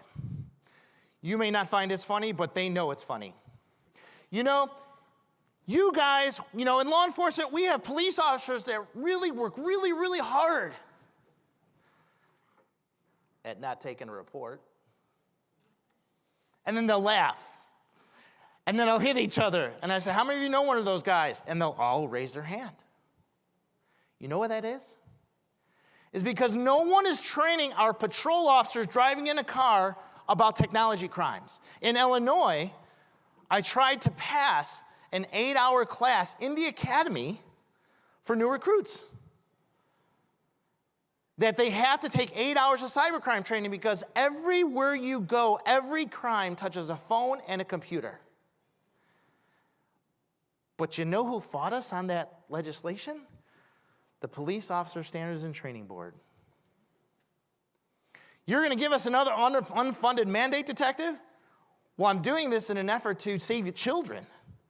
Because when you go to a house and the mom is reporting sextortion of their child, you have police officers who you have not trained, and they're flying by the seat of their pants. Sextortion. Lady, if I got to take this sextortion report, I'm going to arrest your kid too. You still want the report? I didn't think so. And now they are adding to success of that predator. So as I go through my training, as I now am retired, I still do ICAC cases. I live in Lockport, Illinois, and I set up a cybercrimes division there, and I'm setting up another cybercrime divisions in Kane County because there are just too many predators, and they don't have the training to do that. So they deputize me, and now I help them do these types of cases. And I'm still in ICAC, and I'm still contributing, and but I have to figure out a way to scale this. So I'm going to leave you with one final story and solution. I was training in Southern Illinois about 8 months ago. And a gentleman called me from Los Angeles, and he goes, "Are you Detective Wistocki?" And I'm saying, "Yeah, I am." And he said, "Can you make me a cyber parent and send me a certification?" I'm like, "Well, I created a program called Juvenile Justice Online, where instead of arresting or expelling kids, we give them a diversion instead. Instead of arresting the child, not only do we give consequences to the kid, such as community service, watching a video, taking a test, research papers, apology letters, drug testing, we also make their parents watch a 90-minute video as to what they're responsible for their kids' technology. We make them take away their kids' devices, and we give them free monitoring software so they can monitor the kid remotely, and then they follow the kid through the diversion. So instead of arresting that child, they get a diversion. Once they complete the diversion, it's like nothing ever happened. We're not fingerprinting kids anymore. We're not arresting them and ruining their lives because kids make mistakes. So he asked me, he goes, "Detective," he goes, "Can you make me a cyber parent?" I'm like, "Well, I guess you can sign in to juvenilejusticeonline.org and watch the videos I have there for parents. And then I'll send you a test and I'll send you a certification." He goes, "Thank you so much." I said, "Tell me what happened." He says, "Well, I was in a tumultuous divorce with my ex-wife, and we have an 8-year-old daughter. But my ex-wife is best friends with our 8-year-old. And she allows her to have a cell phone, allows her to have Snapchat, Instagram, because all her friends have it. When she spends every other weekend with me, I don't let her have a phone. I don't let her have Snapchat. Because I want daddy time, and she's not even supposed to be on it anyways.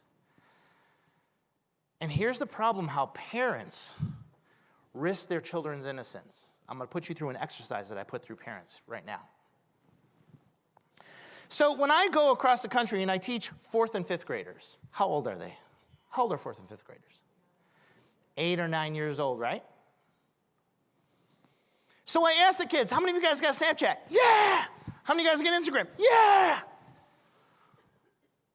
So you have to be 13 in order to have them. And how old are they? 8 and 9, right? So when their parents allow them to have Snapchat because everyone else has it, and you never want your kid to lose out and miss something, right? So the parents allows the child to lie about their age. And no offense, but some of our kids are not the best mathematicians in the world. So when they're figuring out their social network, let's see, I was born in 2011. How old do I have to be 13 or 14? Oh, heck with it, I'll just round up to 2000. So I'll ask the kids, how many of you rounded up to 2000 to start your network? They all raise their hand. How old are those 8, 9-year-olds now? How old are they? They're 19 years old. So when you have an 8-year-old, a 9-year-old posing as an 18 or 19-year-old, who do you think is going to talk to them? Adults. Who do you think is going to send them pictures and videos? Adults. Who do you think is going to ask them to meet? Because they're adults. And our kids want to be so grown up. And it's okay to meet because nobody's going to do that to me. So the dad told me that his daughter went back to the mother and said, Daddy's being abusive because he doesn't let me talk to my online friends at 8 years old. Mom, being the friend that she is, brings him back to court to limit the visitation. He then says, when he took her to court, and the judge laughed at her and said, don't come back to my courtroom with this stuff until both of you receives 12 hours of cyber parenting training. Well, the judge said that because it doesn't exist, just to get him out of the courtroom. So when the dad told me this, my wheels were spinning, and I created cyberparenting-101.com. Now parents can log into cyber parenting and get all of this great training, and once they pass the test, they press the button for their certificate, and they can present it to the judge. DCFS in Illinois is actually thinking about making this part of licensing, that if you want your license to be a foster parent, you have to have your certificate. So these are just a few things, ladies and gentlemen, that I wanted to give you. I appreciate your time, and I am in whatever you need. Thank you very much.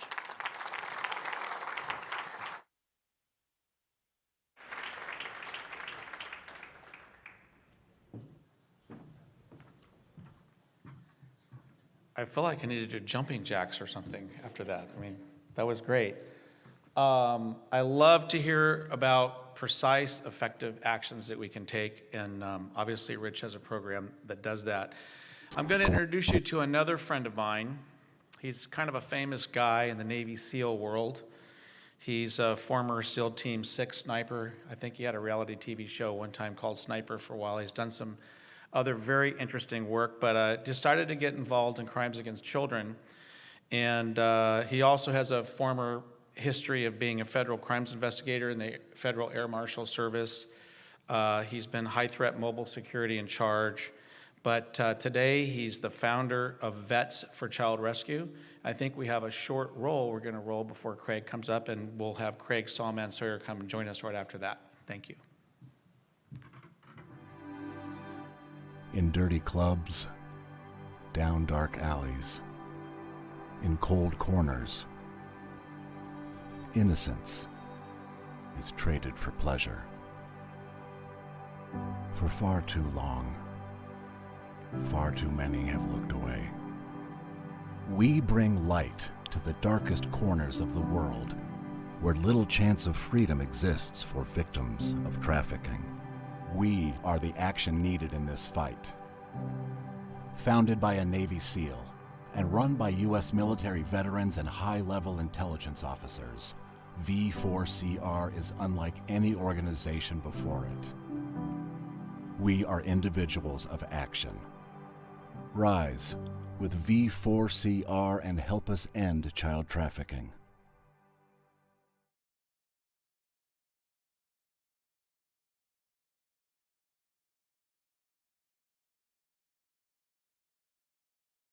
Rob, it's a pleasure to be here. It's an honor to be part of something so positive as the concept of this task force and joint mission. I've been part of a team for virtually my entire life, and I realize the value of teamwork. So I commend you, Governor and First Lady Bevin, for kicking this off. It's very important, and I'm inspired by your heart. So I see you.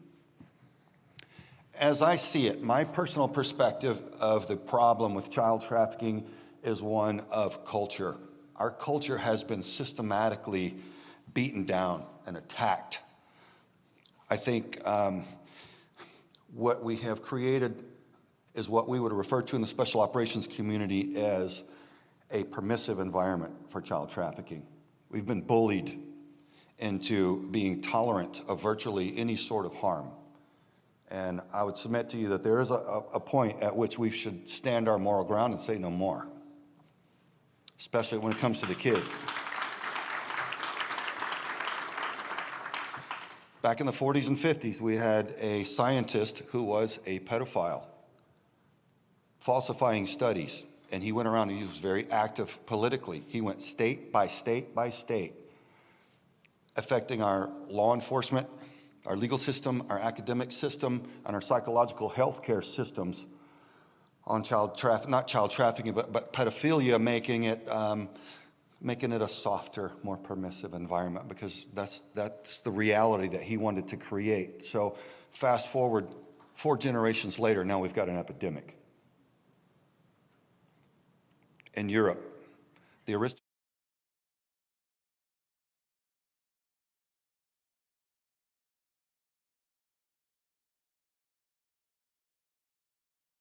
information that they get and the light that things are shown. And in a gay pride parade now, they're forced to have pedophiles in their parade, dictated by the government. So they have that level of control there. They want that level of control here. And we must not allow them to get it, because we see where it's going. And instinctively, we understand that it's wrong. They have no civilian groups that stand up and go after pedophiles and child traffickers. They don't have that level of liberty there. So I say let's embrace the fact that we do here and take action, righteous, lawful action, and stand up against it. And I think we can have a very powerful impact if we decide to do that, and we are deciding to do that. So what's the solution? Well, my solution, with my background and what I had to bring to bear, was to found a nonprofit organization called Veterans for Child Rescue. And the main mission, as I saw, my contribution would be to alert the populace to the threat. Because if I had cancer, I would want my doctor to tell me so that I could begin taking measures to combat it. So we can't fight what we don't know. And I realize that a lot of the American populace do not know what's going on with the children. It's happening right under our noses. It's unthinkable. We have to understand the threat so that we can combat it. So alert the populace, that's my main mission. That's job one for Vets for Child Rescue. So the best, and we do that, we alert the populace through every means that we can. There's celebrities. How many of you guys know Charlie Daniels? He's fantastic American. He doesn't like child trafficking either. So we share placement on the same NASCAR. That's just one of the things that we do. But far and away, the biggest contribution I can make in alerting the populace is a documentary. So for 2.5 years, we've been filming Contraland to bring the truth of what child trafficking is actually about and how it looks inside the continental United States. We travel to 3 countries in Asia as well and ran operations over there. But we are bringing it, it's being completed this month, and so we hope to have it on the air as soon as possible. And I believe it's going to be a very powerful tool in empowering the people of what the threat is and how we can take action against it. And I'm honored to be a part of it. So one of the things that we do, when we're filming this documentary, I wanted to show the American populace just how quickly traffickers and predators will come for the kids. If you put out an ad in a sting operation, it would turn your stomach to see not only how many they would come, but even how much more crudely and with reckless abandon come for the boys, even more so than for the girls. And it's just, it's depraved, it's dark, it's harmful, and it's not okay. And if I were to tell the American populace, they couldn't bear really to comprehend it and accept it because it's repulsive to me. I don't want to know about it. I don't want anything to do with it. But I can't turn away knowing that it's there. And so I've got to show the people what they can't bring themselves to believe if they just hear it. So that's the spirit of Contraland. That's my mission. So, yeah. Sorry, I never get numb to it. I reached to the biggest power hitters that I knew that would be in alliance with what I did. So it's important to have good people involved, just like this alliance. I reached to Bob Hamer. Bob Hamer arrested 8 of the top pedophiles in the NAMBLA, North American Man-Boy Love Association organization. It's a legal organization. They're allowed to exist, but what they do to children is a crime. So Bob went undercover for the FBI and got 8 convictions there. He's one of my heroes. Former Marine, Christian man, good dude. Dr. Judith Reisman, another hero of mine. She's a professor at Liberty University and a champion for the children like no other. Jack Farmer is the most famous national asset you've never heard of. He's solved major national security problems for the United States over the decades for virtually every intelligence agency and law enforcement agency. So when you see Tom Clancy movies, they're writing about guys like Jack. He's one of the top handful. And Admiral Charles Moore, he was the Deputy Chief of Naval Operations and an executive with Lockheed. So we've got some fantastic people on our board. We've got fellow organizations that handle other aspects of aftercare, prevention, and so forth. A lot of really, really good people. But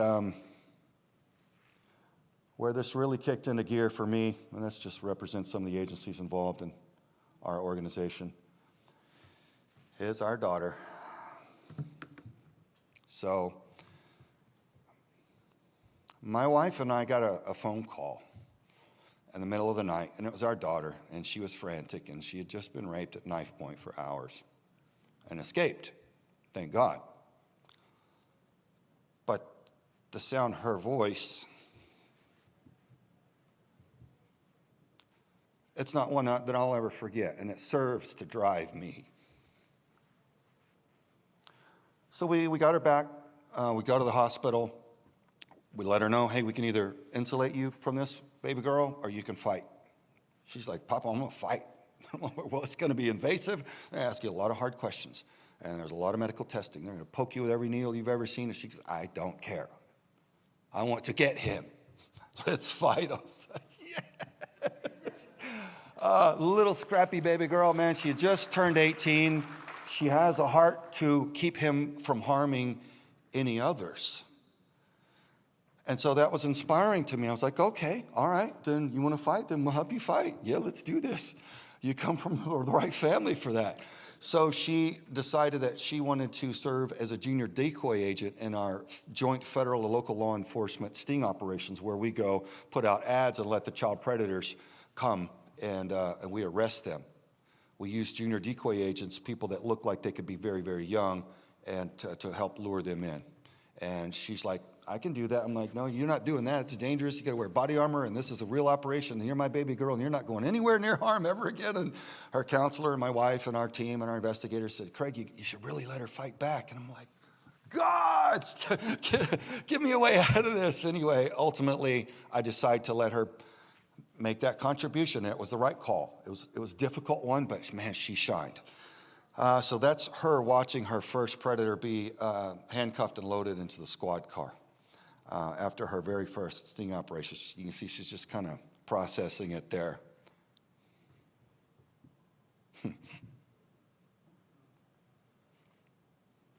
So her predator was allowed to go through 14 public defenders in 2.5 years.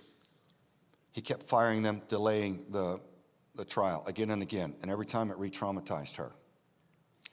And she felt like the system wasn't working for her. But just 3 weeks ago, we finally had his trial. And because he was representing himself, he was allowed to berate her on the witness stand by a pretty soft judge for over 2 hours. Folks, I'll tell you, not just because she was my daughter, but because the prosecuting attorney told me, follow your daughter's lead. When it came to testifying, she dismantled him. She intellectually dismantled that predator who was berating her only by speaking the plain truth. Facts, the factual evidence backed her up and demonstrated that she was telling the absolute truth. And so she fought back very bravely. The result? He was convicted. He was found guilty on all counts. So there's one repeat rapist that'll never rape again, at least not maybe in prison, but that'd be about it. So our daughter also got to assist in another young lady. We were able to recover her. I had met her mother on another operation, and another organization said they knew where her daughter was. And unfortunately, they were lying. But we went to go film it for Contraland, and my heart was broken. I befriended the mother, telling her, my gosh, I don't know how this happened, but I'm here for you. Here's my background, and let's stay in touch. Can I pray for you? Can I make sure you're okay? She's like, yeah, please, please. Well, on Easter Sunday morning, I got a call from my mother. Craig, she's alive, and she's in Texas. And we were able to effect rescue and get her and bring her back to safe haven. That's she and her mother reuniting. And then here we are the next day. So fantastic. But our daughter got to be a part of this and help mentor this girl and love her and just befriend her. So it's a journey. It's a process. So what is needed? What do we all need to do as a society? Well, I think one of the things is we've already done it. We need to unite. We need to join forces. Together we are what we can't be alone. We can all run to our respective corners and work away. But again, my history is teamwork. I understand that the power of teamwork, the multiplication factor of dissimilar people working together to come up with a bigger result and bigger solutions. So I think this is a beautiful thing. And we need judges and DAs who will prosecute, because it pains me to admit that not all will. Some of them are being put into office specifically because they will not prosecute child sex crimes. And the big billionaires putting them in those positions know it. That's why they're being put there. We have to fight back. We have to assert ourselves as citizens. It's fantastic to see good people in office who mean business and mean to do good. All is not lost. I think we're turning a corner right now for the good. We can educate the travel industry. We've got a deal going with the TSA, my organization, to empower them on how to spot when a child's being trafficked. We need to do the same thing, sea, air, and land. Shipping, busing, Greyhound, there's a lot of bus movement and so forth. Trucking industries, there's a lot of ways that they move the kids. But if everybody's empowered with how to stop it and intervene, we can do a lot of good there. So law enforcement, a lot of them don't know how to process a child. I'll just confide in you, there was one law enforcement unit in southern Arizona. They said, Craig, we will get a big truckload full of dope and we process that. That's routine. We know how to do that. But if there'll be several children in there, we're not really trained or equipped and prepared to process them. So we just kind of send them back across the border. or send them to another location. I'm like, man, you need to exploit them in the right way for the intelligence and lead to the network of how they got there so we can stop it from happening to others. There's a lot that needs to happen there. So how do we empower our law enforcement? Well, they need training, education on how to do that. How is that done? Because it's a different aspect of enforcing the law. Separate the adults from kids when you make a stop and let's go, hey, are these your parents? Hey, are those your kids? What are their birth dates? What are their middle names? Do you even know? Because a lot of times the traffickers won't. They'll wing it, but they'll be wrong. So how do we empower them with that? We give them the training, the education, the support to know that they'll be able to make prosecutions, and that takes funding, and that's another political solution. We have to hold our elected officials' feet to the fire and say, this is something that we want as a society. This is important to us. We need this. We demand this. And then we can affect that change. And law enforcement officers can begin solving those problems as well that are happening a lot of times right under their noses, and they may not necessarily recognize it. So that's a good thing. We can do this.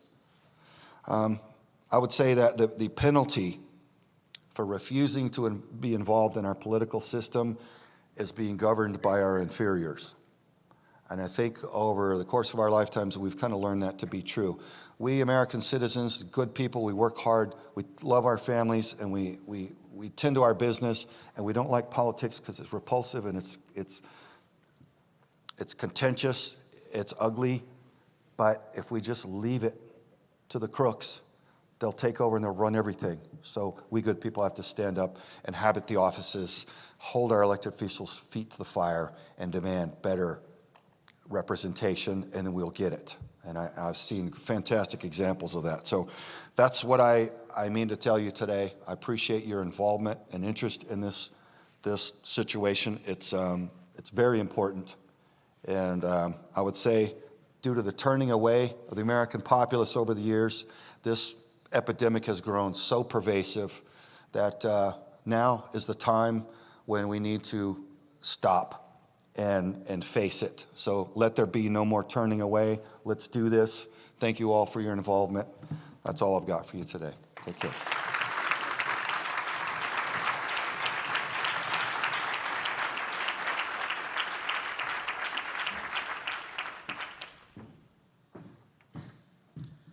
Wow. We have one more guest we're going to introduce. I think we're squeezing this in before lunch. Another important person, I think, in the battle to protect children. A wise man once said, the hardest thing there is to confront in life is evil. And child trafficking and child exploitation is evil. It's one of the most evil things, if not the most evil thing in the world. And like Craig said, we have to stamp it out. And we just have to make our mind up about it and be one in mind with the First Lady and the Governor. I think we need to take this all the way to Washington, D.C., don't you think, Gov? And get a task force there and get them working with us. And thank you for all of you that come from different states here today to support the Governor and the First Lady on this initiative. So the next person I want to introduce, I actually met because of Christy Black, a wonderful lady sitting over there, going through some problems in her life not with trafficking, but with the court systems and the threat of children being removed from their parents. And Governor Bevin last night at dinner and spoke a lot about the statistics involved with what happens when children enter into foster care. So we have some success stories, and unfortunately we have a lot of bad stories, and a lot of source of human trafficking comes from children being taken away from their families, and particularly from their mothers. So you're gonna meet Dr. Michael Stone here in a minute. He's a professor of clinical psychiatry at the Columbia University College of Physicians and Surgeons. He also has some really famous book collection. I think he has the largest collection in the world of books dating back hundreds of years on psychology. He's quite an expert on the subject of the criminal mind. He's a forensic psychiatrist. But in recent years, he's shifted his attention to crimes against children, and children in particular, and the importance of children and the bonding with their parents, and what happens to their minds when that bond is broken and the state tries to take over and run control. So help me welcome Dr. Michael Stone, and he'll share a story with you.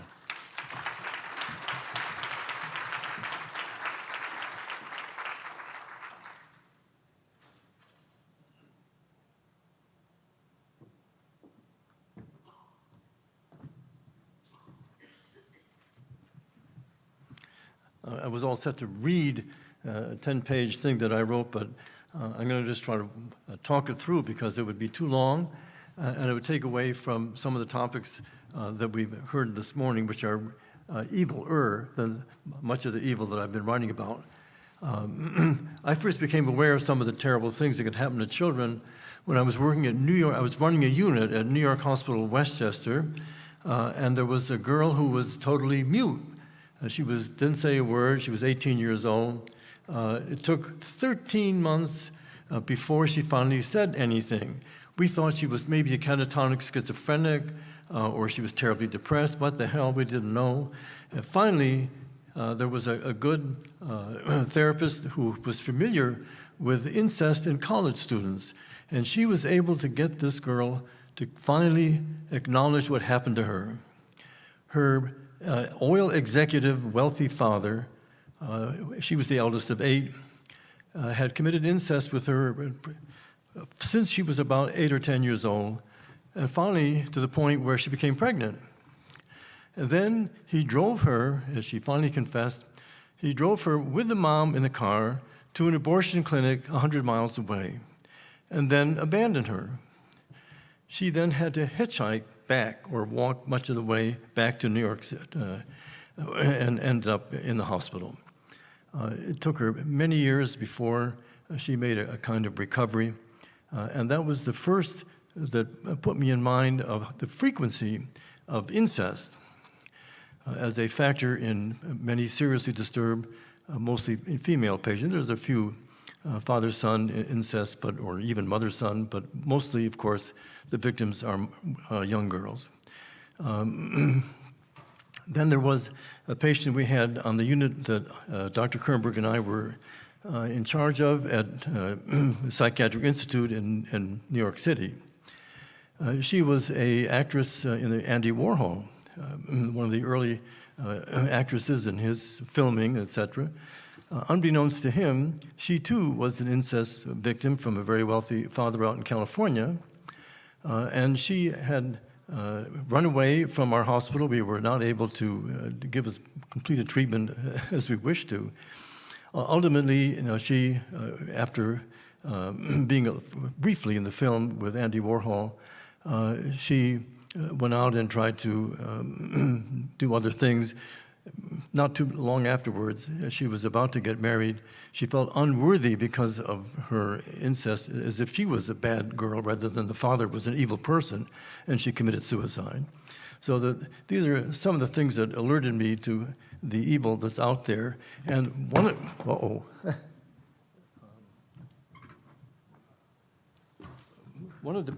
another evil that is, if you're wealthy and do these terrible things, like the oil executive or this man who was the husband of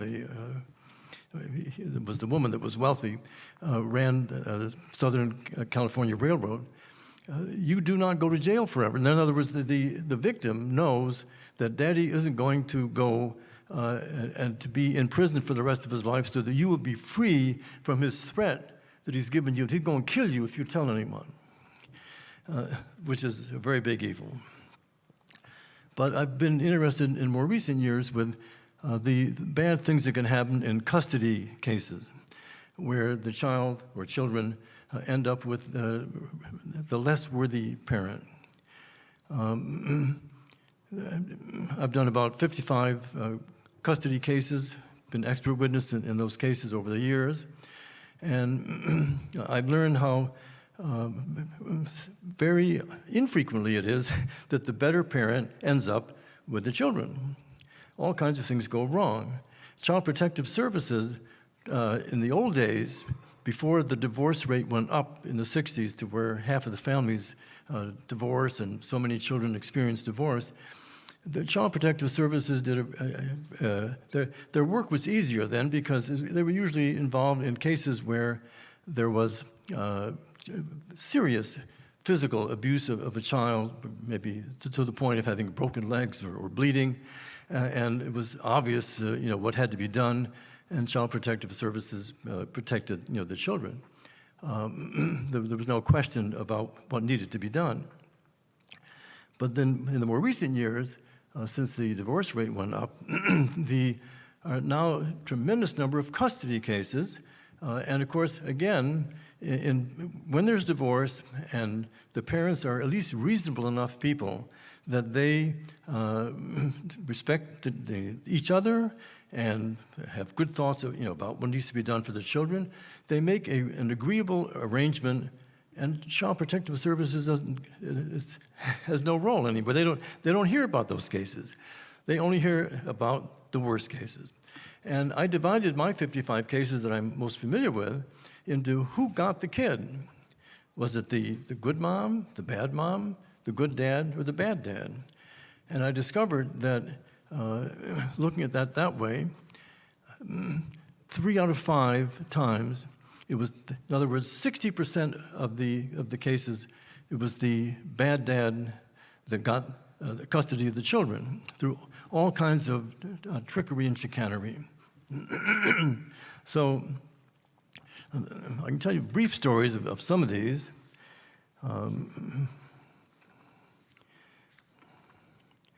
Well, there was one in California some years ago where the mother and parents, they had twin daughters.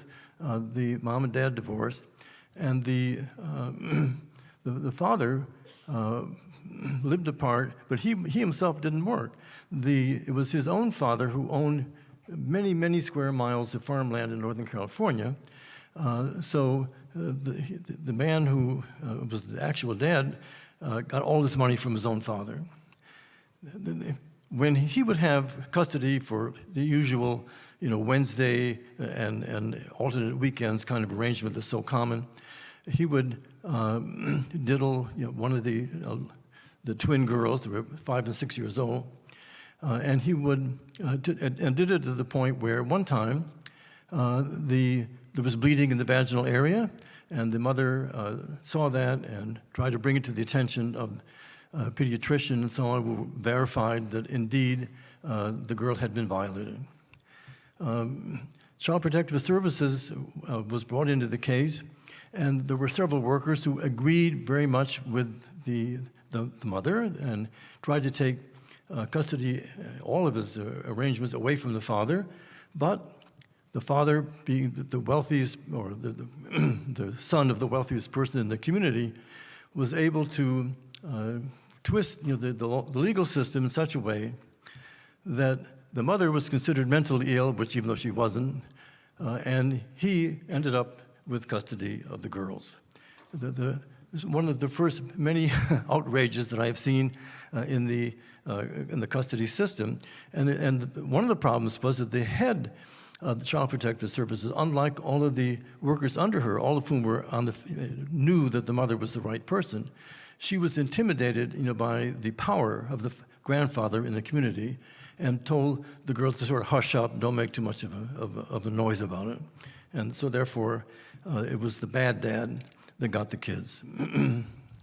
Wasn't long after that, I became involved with another case that was a very big headline case in New York, of a woman who had twin girls, again, by a man. They were not married, but then they lived together for a while.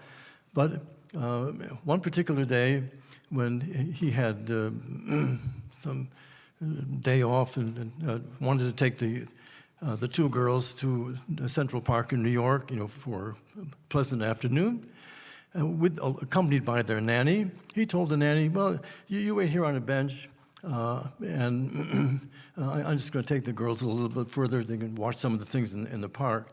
But he used that opportunity to violate one of the twin girls and give her, again, a case of vaginal bleeding, which the mother became aware of, checked it out with the pediatrician, certified, no question what happened, and she then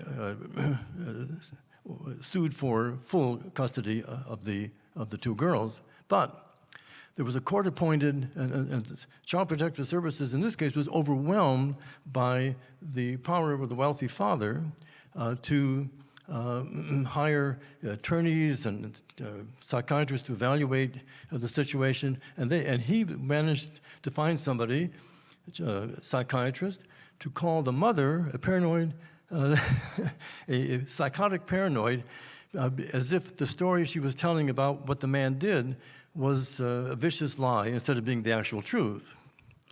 And luckily, the woman had a sister who was very wealthy, and she spent $900,000 over a period of years until she could finally, and she was remanded to treatment with me, so as if she needed therapy, which of course she didn't. What she needed was forensic help.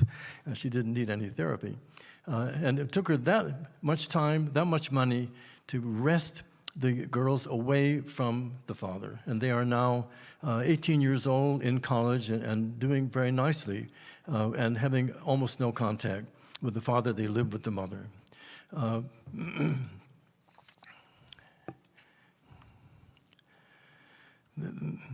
And that led me, by the way, to borrow or translate a phrase from one of the plays of David Mamet, who wrote a play called The American Buffalo, which involved a petty thief and a pawnbroker. And what the main line in that play was a bit vulgar. It was,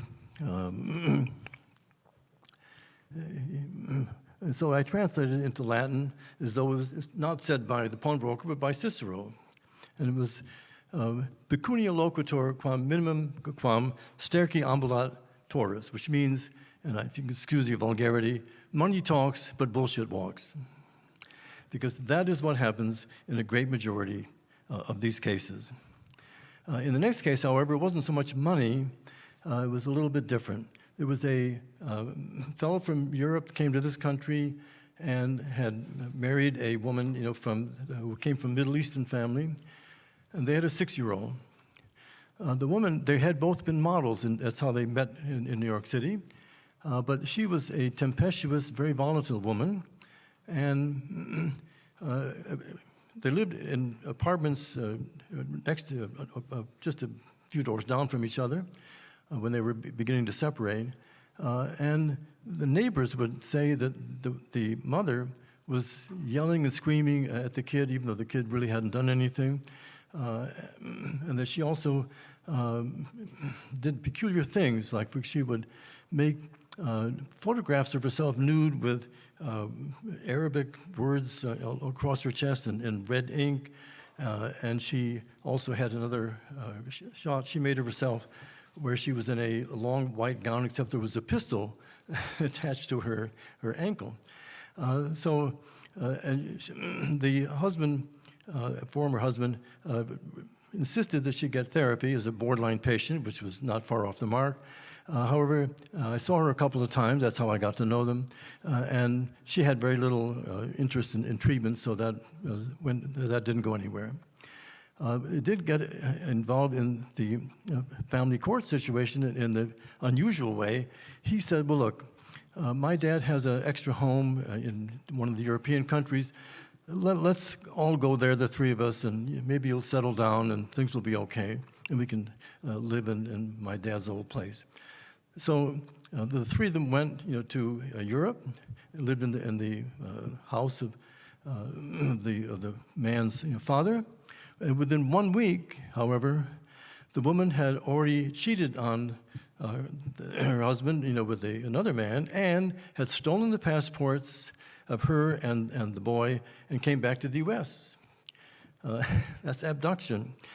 And it took about a year with many cases, law cases involved along the way, when finally at family court, I was able to convince the judge that the man was the worthy parent, the woman was very disturbed, and for once, the judge had no difficulty in agreeing with me and The father got the child, went back to Europe, and that's where they are now, that the mother has nothing to do with the child. So that was one of the cases where the Child Protective Services was only briefly involved, but it was really the evaluators, and finally the judge that did the right thing.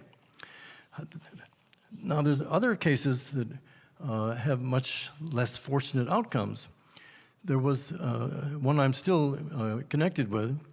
It involves a woman in New York City who had come from China originally, and she married, she almost married a man 18 years ago, except he backed out of the marriage at the last minute. They had a daughter, and when the daughter was about 2, he accused the mother of striking the little girl, which had not happened. But nevertheless, at this point, Child Protective Services was called in, and they believed the father.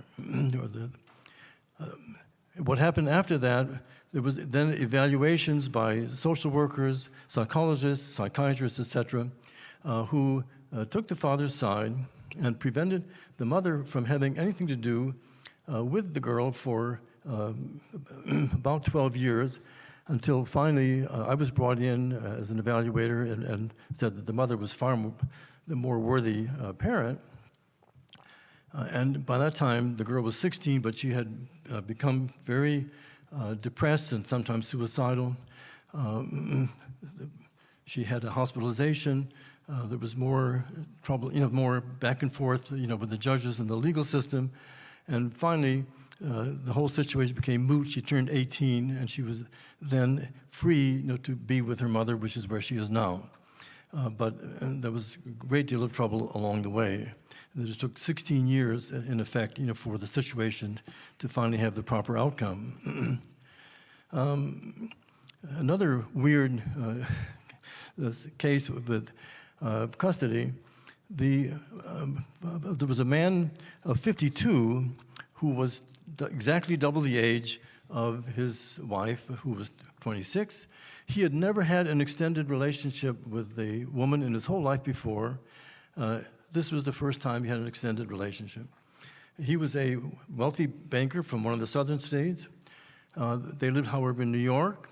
And he had a habit, the sex that he had had during all his adult years was in massage parlors and brothels. And oftentimes, since he also owned a place in Mexico, where he would go to a massage parlor, the 15-year-old girls, pretending to be 18 so there wouldn't be any statutory rape charges available against him, etc. And he never really even spent a whole night with his wife. He would have sex, then maybe go to his own room.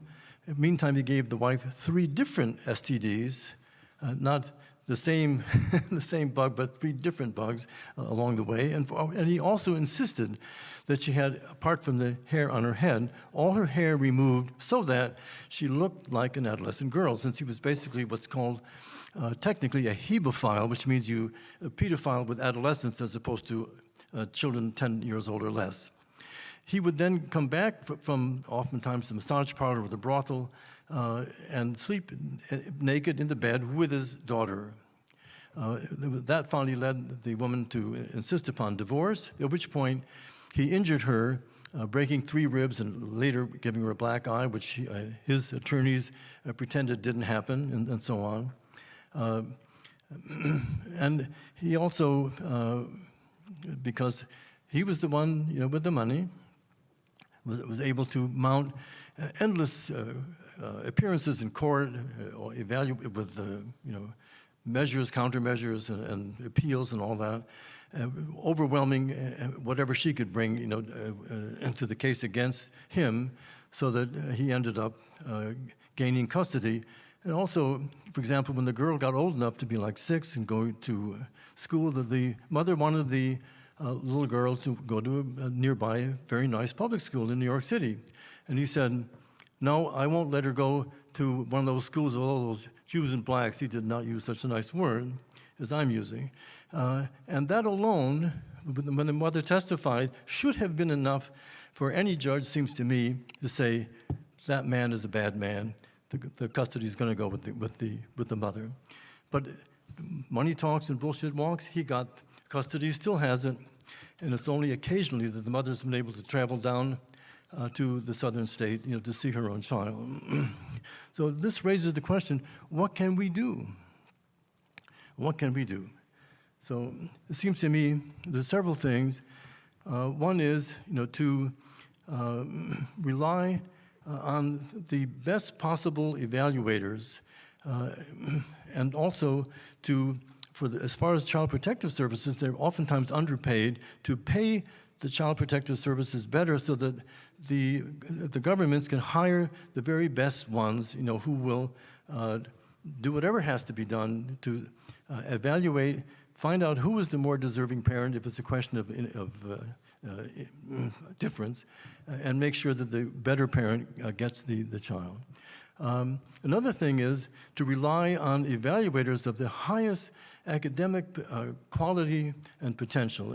I can just tell you, only 3 days ago, I became involved in a case where a very worthy woman with 3 daughters had been separated from a husband who he and his father had a big barn somewhere in one of the southern states, Alabama, and were violating the girls sexually, but also torturing them physically. What I was able to do was to call, and this is what I would advise people to do in general in the cases of this sort. I called the medical school in Birmingham and talked to the chairman, said, tell me the name of the highest ranking child psychiatrist in the child psychiatry service in your medical school. And I got a hold of that woman, and she volunteered, to involve herself with this case. So she would have the most prestige and the most clout to be able to, when the evaluation day comes, to tell the judge, in this case, the mother absolutely deserves custody, that the father and the grandfather are bad people.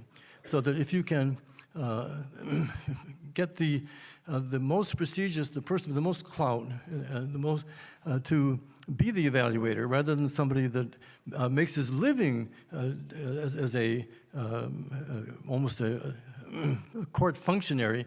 There are several other cases that I'm involved in where the social worker, the psychologist, and the psychiatrist make their entire living doing custody work, and just looking for the wink in the eye of the judge, who to give custody to, if the judge is a pro-mom person or a pro-dad person or whatever, totally corrupt.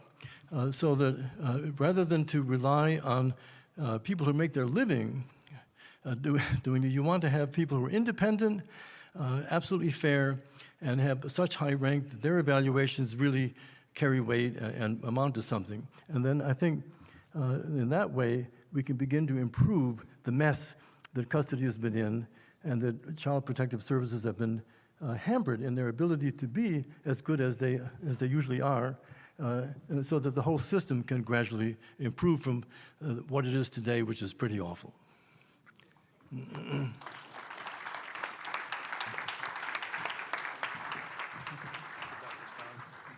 Thank you, Dr. Stone. I think the moral of the story is we want to make sure our children have the best representation that we can possibly give them. And we also, I could borrow some of the ideas from Detective Rich was talking about education. Why can't we educate the judges? Shouldn't judges have some special qualifications? Maybe it's time to modernize the system a little bit. They're probably still working on really old methodologies. So anyway, thank you, Dr. Stone. Thank you again for having us. I believe John's going to come up now, and thank you again.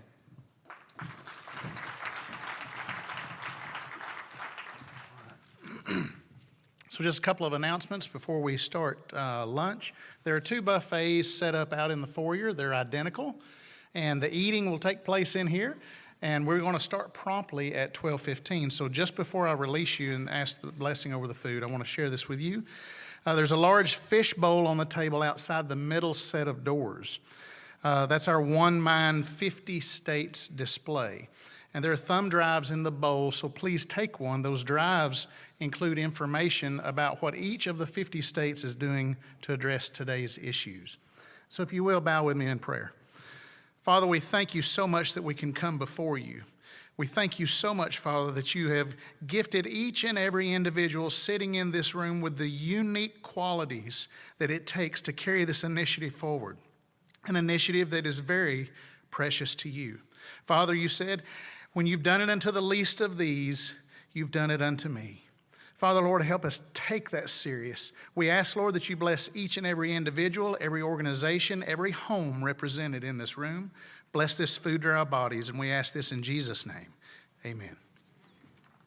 You're dismissed for dinner.